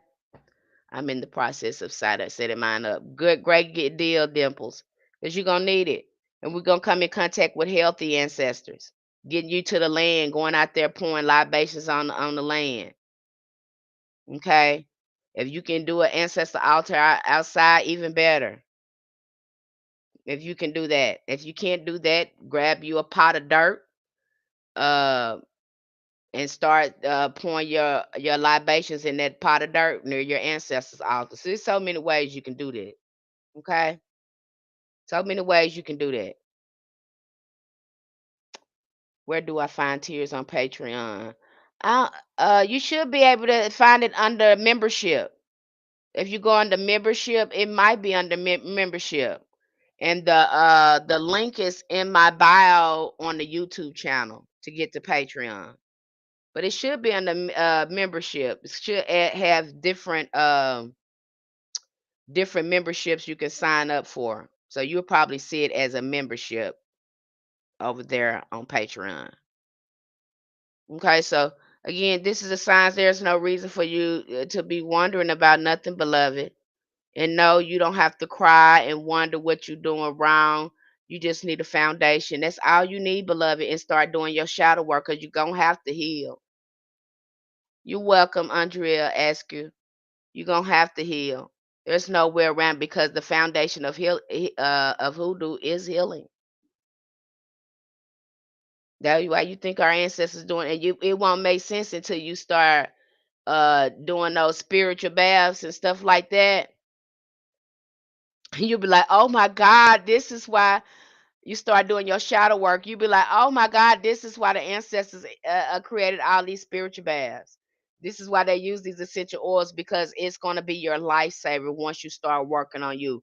Don't start no magic on nobody else. Do the magic on your life. Heal your life. Heal yourself. Heal your ancestors. That's what that's where it starts at. It start homes first. Somebody always want to do some magic on somebody and change somebody else. Do some magic on yourself and change your damn self. Because you're doing yourself a disservice trying to manipulate another person and you don't even know how to manipulate yourself in being healed. I said it. Yeah, I said it. Okay, I said that. And so we break that all, you're gonna learn and you have a better foundation for yourself because there's so many quality resources that I provide. And I don't provide this because, you know, I haven't studied, I haven't tried it. I can provide it because I have experience in it and I know I've studied it. Okay. It's a way of life for me. It ain't no a fly by type of thing for me. I don't do this for influence or whatever. Okay? I do this sincerely because I really understand um the situation that we're in as people of African diaspora trying to get out of these religions that are sucking us dry. I understand it. I understand when you have a true seeker's heart and you truly want to know um, how to work with your ancestors. Hello, enchanted one. Peace and blessings to you as well. So I understand that. That's why I got in because I wanted to know. Okay. Um, and then to understanding the big part of the root working parts of root work is again working with angels, working with your ancestors, working with the saints. You need to learn how to work with them first before you go work with anyone else, anything else. You need to learn how to work with these benevolent spirits and getting yourself in alignment again, because when you start working with archangels, you start working with saints and your elevated ancestors again, you start to improve your frequency. You start to raise your frequency. And I know you have some people say, well, I got depression and I be sad all the time. Go to the altar even like that. How you gonna know it worked if you ain't going there on your worst day? I need you at the altar at your worst day because I don't want to hear it. I don't want to hear you say, well, I felt bad and I said depressed and I couldn't go to my altar. And I'm gonna look at you. Why didn't you go to your altar? Because I was sad. That's when you should go. You should go when you're feeling like crap. You should be going on. That's the only way you're gonna know it worked. Why am I saying this? Because usually when you go to your altar, you get to talking about what's going on in you, why you sad, a shift happens. That's how you know it happened. You walk away from that altar feeling good. That's how you know that those spirits are helping you with your frequency. And you're not going to know it until you get to that altar. You know how people say, I'm going to the altar, I'm going to the altar, I'm going to fall down at the altar and pray. That's exactly what you need to be doing at home, having church at home at that altar.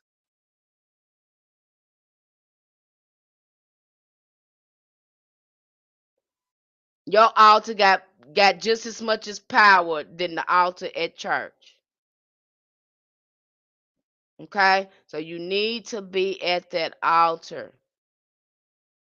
When you're sad, when you're happy, when you don't feel like it, if you can't do nothing but light candles and look at it and cry, you need to be there. Okay? How you gonna know it's working and then you not running over there? You should be running to the altar, honey, because that again, that's where your strength, you're drawing strength from. You're shifting things. You're shifting things and bringing in a more higher frequency, okay, to help you shift your reality. That's what the altar is for shifting. We're manipulating, we are improving, manipulating energy, and we calling in the energies we want to come in contact with. That's what the altar is for. Okay? You're not going to know it works if you're not going there at your worst times. That's what it's there for, beloved. It ain't for you to be right when you go to it. It's for you to be jacked up when you go to it to see if it works. Because I'm telling you, you're going to walk away from there. You're going to, oh my gosh, I feel so much better. I went to that altar. I just cried about what I had going on. I didn't do anything different. I just expressed myself, but I feel so much good, better. And then once you do that, you'll start seeing the situations in your life change. That's why I say sometimes you don't have to do no work. Sometimes you need to go to that altar and start talking to your spirits and letting them know what's going on with you. Yes, TJ Ward. When I say ancestors, I mean the ancestor generations back. A good book for you to read, a lecture for you to listen to, and a book that we provide for you over there would be Ancestral Medicine. You need to listen to that lecture and read that book, okay? Because you really start to understand healthy ancestors and you start to understand the vastness of the ancestors you have to work with. And then in hoodoo, you start to understand all these spiritual allies you have options on working with when you understand the saints. You're not just limited to your ancestors, but your ancestors is a door, a key to help you work with these other ancestors. They're the foundation. You stand on their shoulders when you start working with your ancestors. You start to become the priestess or the priest and perfect your ancestral magic, because that's what hoodoo is. That's why you see it look different in different families in different areas. It is familiar. And so over there, you start gaining a foundation on building your ancestral magic, because your ancestors going to tell you, once you start looking at this material, you'll start seeing certain magic that resonates with you. And your ancestors may push you to, hey, I want you to do that. And it works. When your ancestors lead you to do the magic, it works. Yes, the book is by Daniel Ford. Exactly. That's who the book is by. Okay. Yeah, he may be a pale color person, but he learned from us. They teaching them everything about working with ancestors. And a lot of them, we can get mad. I can get you upset with the pale face, but the thing about it, they start writing books and they share it with other people. Okay. I would recommend that you do, if you're going to an altar, again, like again, we're sending them light and high vibration. So yes, offer them light, offer them incense. There's a little ritual that I do when every time I do something on my altar, it's a little ritual. I say, I say, partake in this water, may it cool your path. Partake in this coffee, may it bring you strength and power, because that's what coffee do. It brings you strength, power, endurance, and perseverance.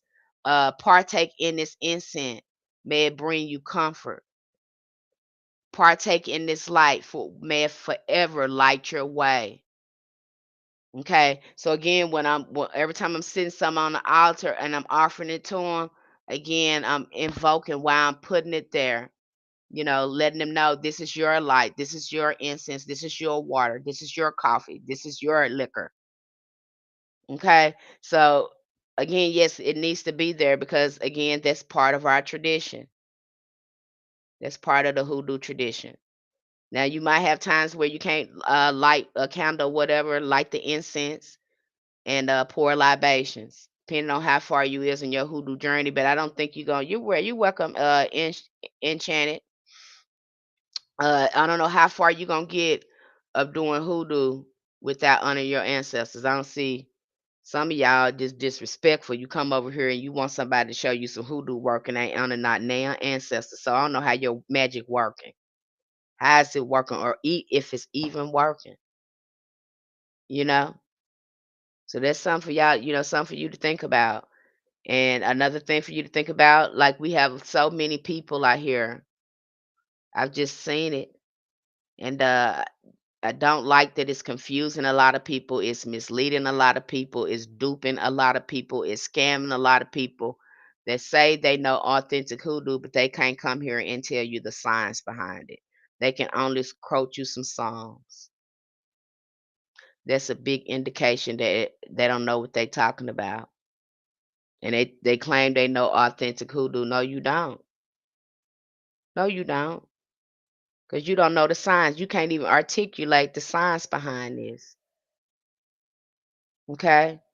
I I can quote a couple of occult books off my head that can help you get a greater understanding of some of the working components of hoodoo. And yeah, we look at our oldest magic. We look at our ancestors' oldest magic. We even go back to shamanism. That's the oldest practice in the world. And when you start looking at our spiritual systems, they're born out of shamanism. Hey, 11 Empress E 444. Hello, beloved. Thank you for coming in alive. That's what they come from. Okay, we help you because I'm gonna give you a foundation with it. I'm gonna help you understand the indigenous knowledge that is within it. to help you understand it. It does you no good to work something that you don't understand. You need to understand and put order to your magic because it's a science. And I highly recommend everybody when you go to the altar, document uh your experience at your altar. Document your divination, your card readings, because you'll start seeing some consistency in it. This is your science. This is your magic. Some people call it a book of shadows. I don't know what you gonna call it. But again, document your magic. Because there's some consistency in there. And most time you go back and see it, you start seeing all the messages the ancestors was giving you. It didn't make sense then, but when you go back and look at it, it makes sense now. And what can you do? You can document that for future interaction with them. Because now you're breaking the code and you're improving the communication on how you communicate with your ancestors. Okay. So again, don't be duped out here. Don't let nobody just quote you a whole bunch of psalms, and just because they can tell you what psalms to read for workings, that doesn't mean they understand the science, beloved. It's so much more going on there. Don't let them fool you. Okay, it's a science to this. We didn't just quote no scriptures and some came up. No, no, no, no, no, no, no, no, no, no, no. We're talking about people that was great conjurers and root workers and stuff. They understand planetary magic. They understood natural magic. They understood high magic, and low magic. That's like Marie Laveau. When you see her doing those, she had those dancers out there and doing those African dances. She was doing ceremonial magic. That's what that is. When she had those big, events where people out there dancing, she was harnessing energy from ceremonial magic. Okay, so not only was Marie Laveau practicing a form of voodoo, but she also understood ceremonial magic. She also understood high magic, low magic, folk magic, sympathetic magic. She understood those components. And so it's understand for you to, know the terms of what you're looking at so you'll know how to work with it. And that's what, I explain over there to you because I can articulate hoodoo. I can talk about the elements in there. I can go back to the history no matter what occult book we read. I can go in there and I can show you hoodoo in there. Because why? Because I again, I know my ancestors. I've interfaced with my ancestors. So now when I start reading stuff and looking at things, ancestors just say, hey, you see that right there? That's how we got that. That's why we do that. That's why we use that. That's why we use that in hoodoo. It's very new to them, but it's very old to us. So now you see that and now you know why we do it. That's why we study all those spiritual systems. That's why we look at um the Kemetic spiritual sciences. We go look at the occult spiritual sciences. We look at Solomonic magic. We look at Moses magic. We look at angelology, where we look at how to work with angels, and we also go into demonology because we know that there are other Olympic spirits and other spirits that they have categorized as demons that were truly ancestral to our spiritual systems. So yeah, we look at demonology too, and we start to break down demonology, what it really is. I don't like that they give that term for a variety of goetic spirits that's not even evil, or they have given that term to a lot of pagan spiritual practices that's not even evil. But because it didn't go along with the church's agenda, they have labeled it as demonology. And that irks me just as much as it irks you. Even when we look at necromancy, I don't like calling it that, but that's what it is. That's how they categorize it, and that's how we have to look at how to work with our ancestors is to study necromancy. That's how they categorize that. That's the level I'm trying to reach. I've only been 3 years on my journey. If you're trying to go to another level, You got all the resources over there, and I'm going to explain it in a way where you can comprehend it, where you can access that magic in your mind, because you need to start having these aha moments. The subconscious has got to be able, the conscious has got to be able to tap into that magic. Okay. And it all start with your mind. Start programming you. Okay. That's why I consistently tell you, do the rituals, do the rituals, do the rituals. Again, because I want you to exit, because these spirits are not just outside of us, they're inside of us as well. So this is why we have to study this. We have to be able to access these energies within us too and get in alignment with them. Does that make sense to you? Does that make sense to you? Okay. I want you to understand it. And you'll have me decolonizing it too. Because especially when I go through the Egyptian occult books, this is a kind of annoying to me. I have to decolonize this. Okay. I have to take the misogyny out of it. And I have to mention that when the patriarchs took over in Egypt, which I break this down over there, uh, I have to, give you decolonize it and take the misogyny out of it as well, so you'll have a clear understanding of what it is. We can do that now. We weren't able to do that then, but we're able to do that now. And I really wish, you know, we had more women occult writers. But again, I break that all down so you can see uh, the gems in there. This thing's about to go off.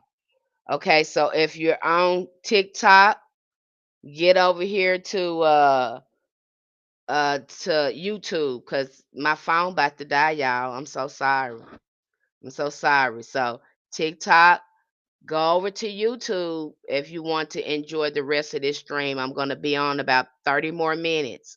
So if you want to watch the rest of this live stream, go over to my YouTube channel. It's the same channel with the same name, and you might find it in my bio.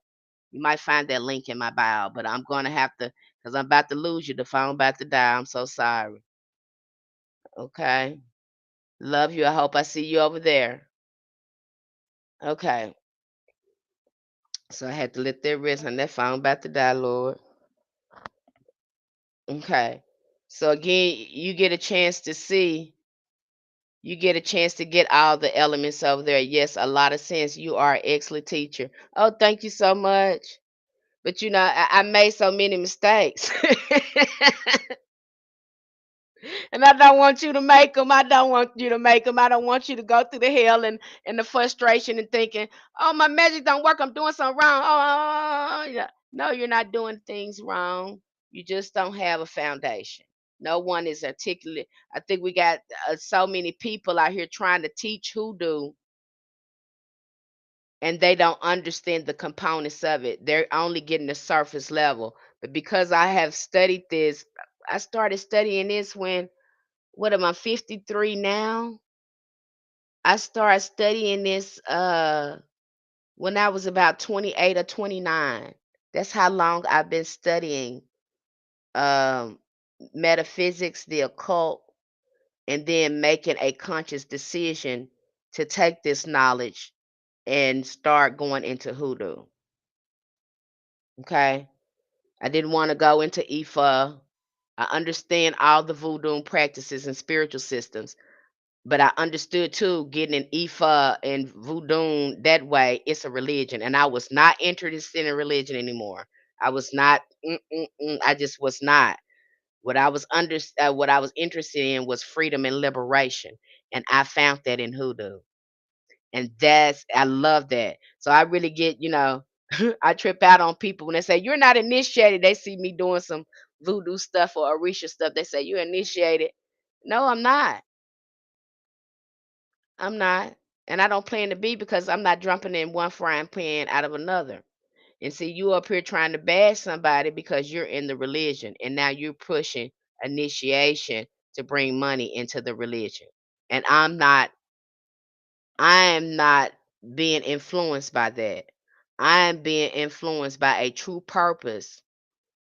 Uh being driven by a true purpose and a mission to help my people in African diaspora to understand the spiritual science of hoodoo, and only people that look like me. Only people that look like me. Versus in your religion, people in Ifa and some of these voodoo and spiritual systems, it's not closed. Y'all initiate anybody with the right money. That's the difference in between hoodoo and some of these ATRs. I don't want to hear it. I don't want to hear it from y'all.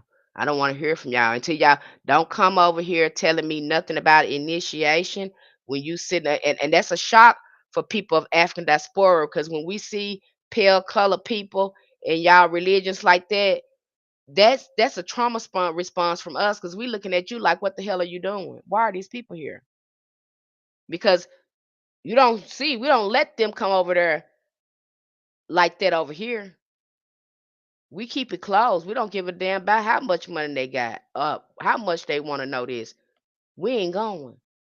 What are we doing? We're honoring our ancestors when we do that. So I don't know what you do. So don't come over here telling us to be initiated when you are teaching people the mysteries that unalived our ancestors. I don't want to hear it from you guys. I just don't. Okay? So I have to, again, and hoodoo brings liberation. It brings freedom. And religion, and again, I think, doesn't mean that I don't love the ATRs. I like what they do. I respect the science behind it, but what I don't like is that it's a lot of scams going on there, and it's not closed, and it's a religion. So again, and for people of African diaspora, religion has really, uh it has caused a lot of trauma to us. So, again, y'all can't get mad at us when y'all trying to pull us to the initiation, tell us what we can and can't do. You ain't doing nothing but scaring us off. Especially me. I can speak for myself. You ain't doing nothing but scaring me off. I don't want to be a part of that. Because you sound like the Christians. Y'all starting to sound some about these religions. When y'all make a religion, it creates a lot of denial.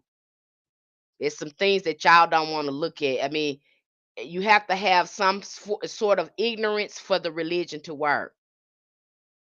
That's why I see about some of the religions. You have to have a part of you have to be in denial and be ignorant for some of these religions to work.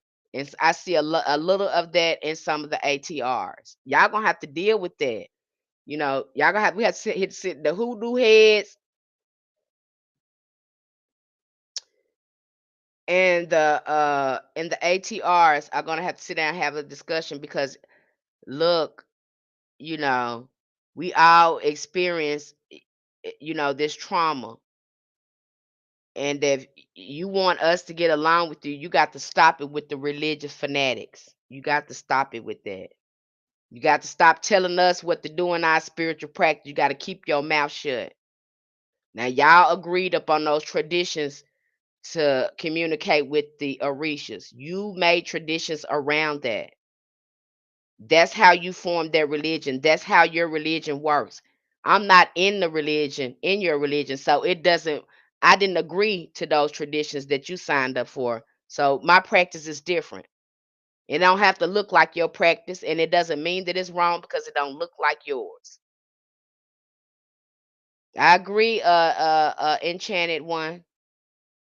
So again, don't be duped by the religion, because I thought real hard about that. Just like you, I thought maybe that'll fast track me if I got into IFA or something like that. And I thought about that, and I looked at that for a long time, and I was like, nah, this ain't for me, because I started feeling their restriction. Because even when you get over there in IFA and you get over there in voodoo, you don't have no freedom. You got to do what those people tell you to do. You still got a priest or somebody over you telling you what to do. Sometimes some of these people don't even, they don't even work with their own ancestors. They got the priest doing that for them, which that just doesn't make sense to me. Some of that stuff that they're doing over there don't make sense to me. Okay, so again, it just it never, I just it just wasn't a thing for me. Okay, so be careful when you're going, um, looking at these religions. Make sure that's something what you want to do, because It's like drop if you left out of Christianity, you just like jumping out of one frying pan into another. It's still gonna be restrictions. And my thing with some of the ATRs, I don't see how y'all got time to be commenting on people's stuff and telling them what they can and can't do. You supposed to be too busy doing your own work over there. Y'all got so many rituals y'all got to do daily and weekly. I don't see how you have time to come over here and tell somebody what they can and can't do. You supposed to be focused on your own spiritual system. Why are you over here, sir or ma'am? Y'all have work to do. Y'all got supplies and go to those botanicals. It's rituals and stuff y'all got to keep it to stay in alignment because that's a way of life for you. So I don't see how you have the time to be coming over here what tell people what they can and can't do. You supposed to be too busy working on yourself. Okay? You shouldn't have time to tell nobody nothing because you too busy. Y'all got a lot of stuff to do, those rituals and things y'all have to read, you know. You shouldn't have no time telling nobody nothing. Hi, sun goddess.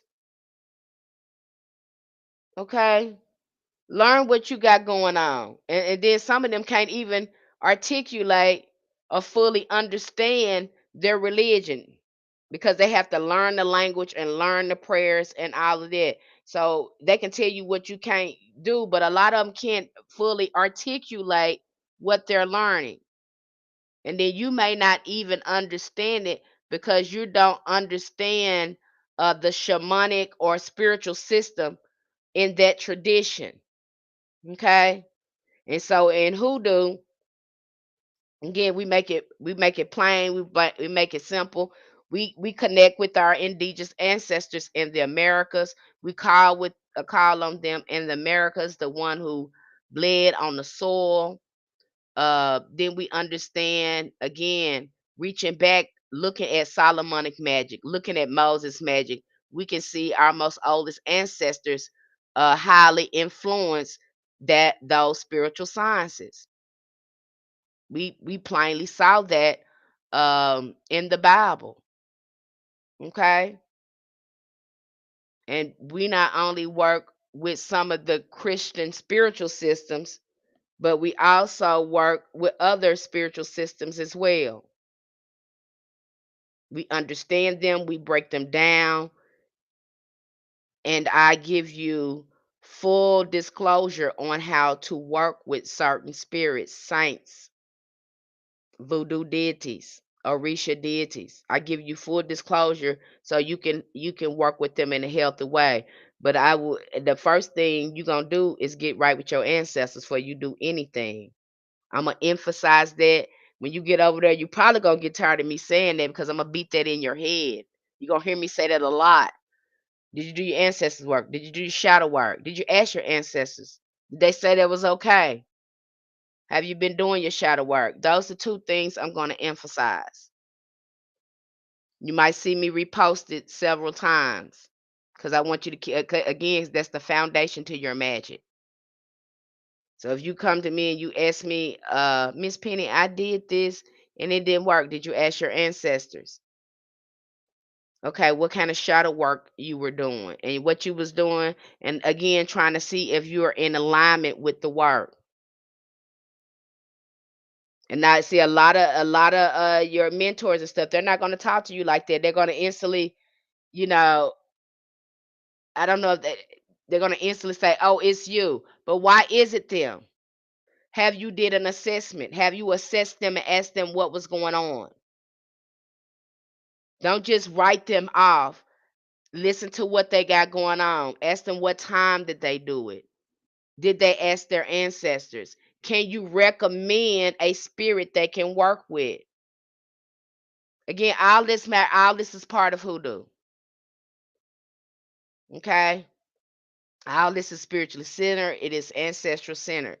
And so you might have to work with a spirit. You might have to work with Saint Expedite. You might have to work with the angel. Okay? You might have to work with some planetary energy, some Olympic spirits, Goetia spirit, depending on what you have going on.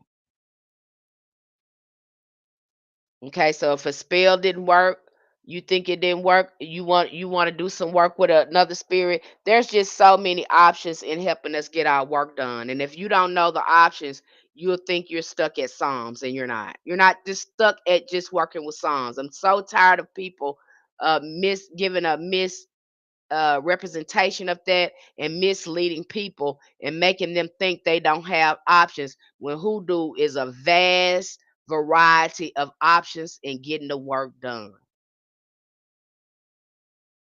You got too many options for you to be stuck. And shadow work doesn't it stop. It really doesn't stop. It's a consistent refinement. Okay, because the deeper we go in our shadow work, we open up another level of our magic. We open up another level of spiritual comprehension every time we go deeper with our shadow work. It's a byproduct. You'll start seeing that too. You won't be able to level up if you haven't did certain stuff in your shadow work. And you'll start seeing it. You'll be like, oh my gosh, like you think you have to practice a certain kind of magic to master it. No, you need to master self before you can do certain kind of magic. Does that make sense? And that's what shadow work do. It's about knowing yourself, opening up those parts of your mind so you can access the magic you want to practice. I hope it's a byproduct. You can't have one without the other. That's why it ain't no initiation in hoodoo, because you ain't gonna be able to do certain things if you're not doing the work. Now you got over there at those religions, they're claiming to do all the work for these people. And I think that's the big hiccup in there, because a lot of these people are not doing a lot of foundational work, and they're leaving it up to the priest or whatever. And sometimes the priest or whatever is not right. They ain't did no work on themselves. Some of them, kind of messy over there. Okay. So again, slowing down if you're ready to learn hoodoo, or if you're ready to level up in your practice and you're saying, okay, I did the ritual work. I've been doing working with natural magic. I understand necromancy. I understand divination. I understand Solomonic magic. I understand the components of magic. And I've pretty much the root work. I'm pretty good with my herbs and my workers or whatever. I want to How do I feel about smoking? Now when you go into this, I have to go into shamanism. Okay. And again, you have people with the religious perspective that wants to shun psychedelics or psychoactive substances. But I have to tell you, I have to again, if you're ready to learn, click the link in my bio, go over there to Patreon, and choose the ritual tier to get you started. But when you look at sun goddess, when I look at that, I have to look at it from a shamanic perspective, because our ancestors have been using ethnogens and psycho substances to help go into another realms. They've even found cannabis in a uh Egyptian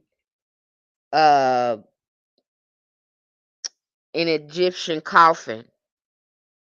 Okay, they use psycho substances to reach different levels of consciousness. That's why you have people doing ayahuasca and some of these other psychoactive substances to help them go into the higher realms, go into an altered state of consciousness.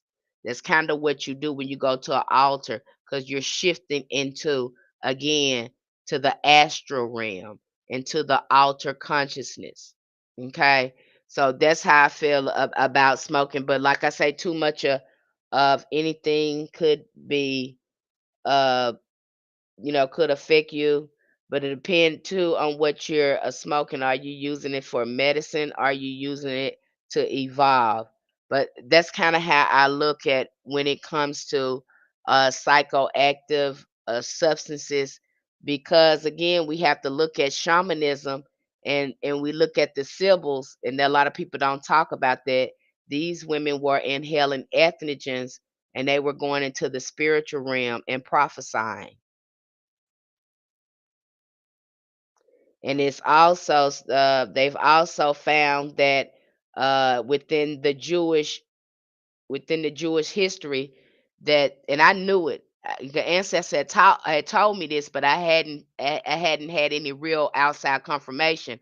But in Jewish mysticism, they were putting cannabis in some of those incense.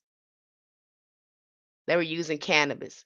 That's why when I you look at some of those visions and stuff that the prophets is having, I firmly believe these people were taking some type of psychoactive substances and going into other realms. They were doing some type of ayahuasca or something to have these sort of visions. Some of them, a lot of them just went visioning on their own. They were doing some shamanic work. Okay. And so they know that was the quickest way to shift their mind and to see into the spiritual realm. It's why you seeing ayahuasca become popular now. People are really doing some deep psychological healing when they start to use some of those psychoactive substances to shift their consciousness, because they're able to see things from another perspective. And that's what, again, you have these plants are living organisms, and they have medicine to provide for us. They are teachers, they are spirits. So again, when you're interfacing with cannabis, cannabis is a spirit that opens your mind. It helps you uh drop any resistance in your mind, and helping you communicate with spirit without the conscious mind restricting the information. Cannabis helps the mind open up and relax, and invites in a higher form of communication, depending on how you're using it. Everything is with intentions if you know how to use it. Okay, and so you'll see that through Ayahuasca too. And usually this happens if you're having a hard time releasing that conscious mind and just letting your thoughts flow. A lot of people, they consider taking shrooms. Some people do it through shrooms. They'll do microdosing through shrooms to start getting their downloads, or start looking at things from a higher perspective. This is a shamanic practice that they have outlawed because they really don't want people uh, having a higher consciousness. And just to be a matter of fact about it, there's a war on consciousness. They want you ignorant. They don't want you knowing the spiritual science. That's the reason why they gave you the religion, to keep you stupid and dumbed down. They don't want. That's why a lot of time they outlawed these sorts of herbs, especially from people that were indigenous, because they didn't want you having no type of higher knowledge in there. Because now you get to see from the spiritual side what they really doing. They don't want nobody having no real sense up in there, and they know some of these ethnogens is going to shift your consciousness where you can see the big picture of what's going on. It might put you in contact with higher deities. Again, it's when you start looking at some of these visions, that some of these prophets were having, you can't, you know, you can't convince me that these people weren't doing ayahuasca, or they weren't going doing something, doing some type of psychedelic to have these experiences. And we've just learned that uh, the Jews were putting cannabis in their incensers doing some of these ceremonies. See, they keep that out of there. When you start looking at shamanism, which we go into over there on the platform, we go into shamanism, you start seeing that. As we go back to the roots of things over there, I want you to have a working understanding of what's going on. Okay, I don't give you shallow surface information.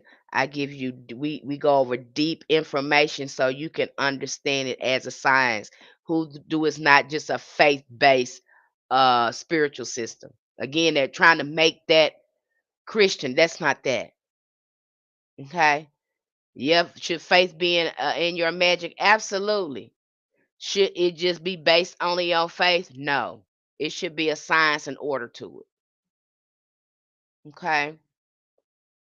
Now I'm gonna get ready to close out. I've been here for quite a while and I know it's getting late. Do any of you have any questions to me for me when it comes to hoodoo? Any questions? I try to be thorough and my thing too is to come here to give it better context without disclosing the closed information in it.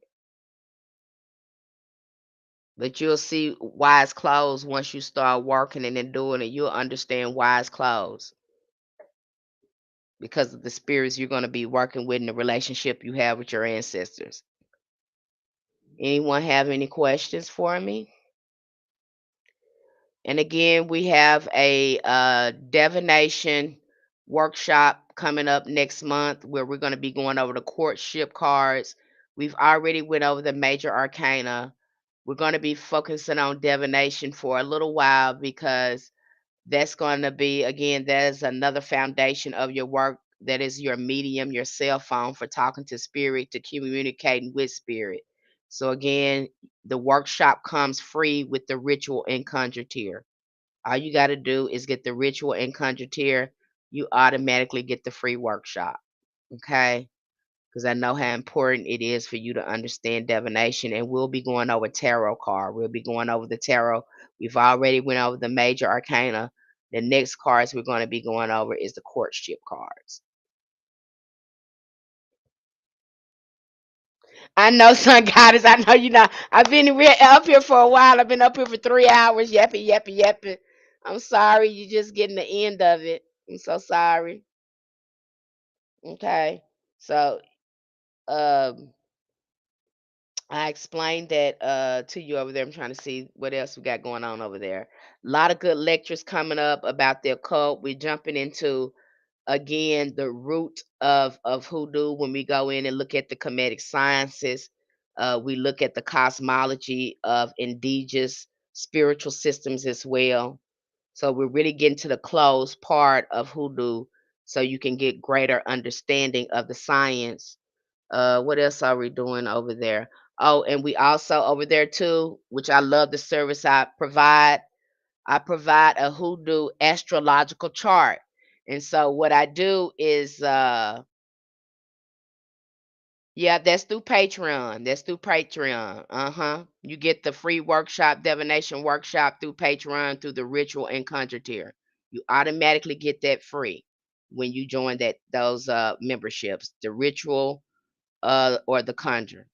Okay, that comes with that those you get a variety of workshops that come with the tiers and live lectures because we're getting ready to go. I'm ready next month. I have to meet with the ritual and the conjure tier separately to find out what's going on with you to see how I can support you.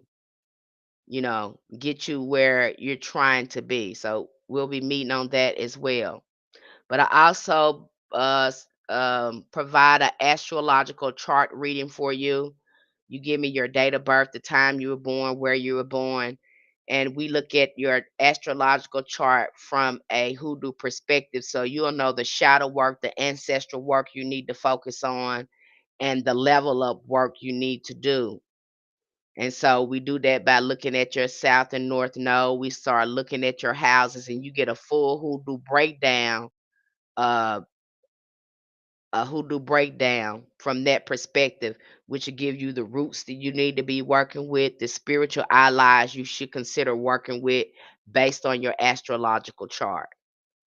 So I give it to you from that perspective. And I love that because it gives you a head start of where you need to be working on. And another reason why I like doing that, because when you start doing the shadow work, you will start looking at that astrological chart and looking at your Chiron and looking at the ancestors' work that you need to be doing. It'll line up with your shadow work. I've seen it too many times. Gives you a head start where you should be looking in your shadow work.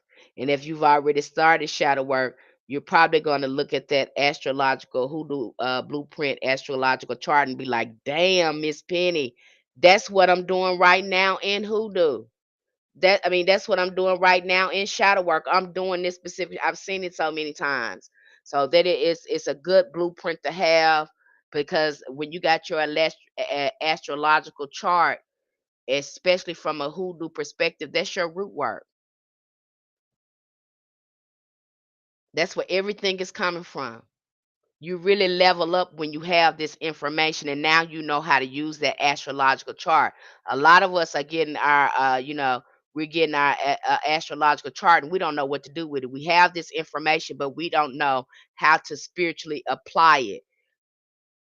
When I do it, you're going to know how to spiritually apply it and how to get in alignment with it. Okay, it's just a great, easy way to get in alignment and know exactly what you need to do, what kind of ancestors work you need to be doing, and the best spiritual allies for you to work with while you're doing your soul work. Okay, so and again, that service is only $10. So if you're interested in getting your astrological chart from a hoodoo perspective, so you can look at the work that you would need to do and making the best of your root work and your magic, I do recommend that you get the astrological chart. It's just a $10. And if you're interested in just a regular reading, my readings are just $30. And you can email me. I'm going to put my email in the chat here before I close out.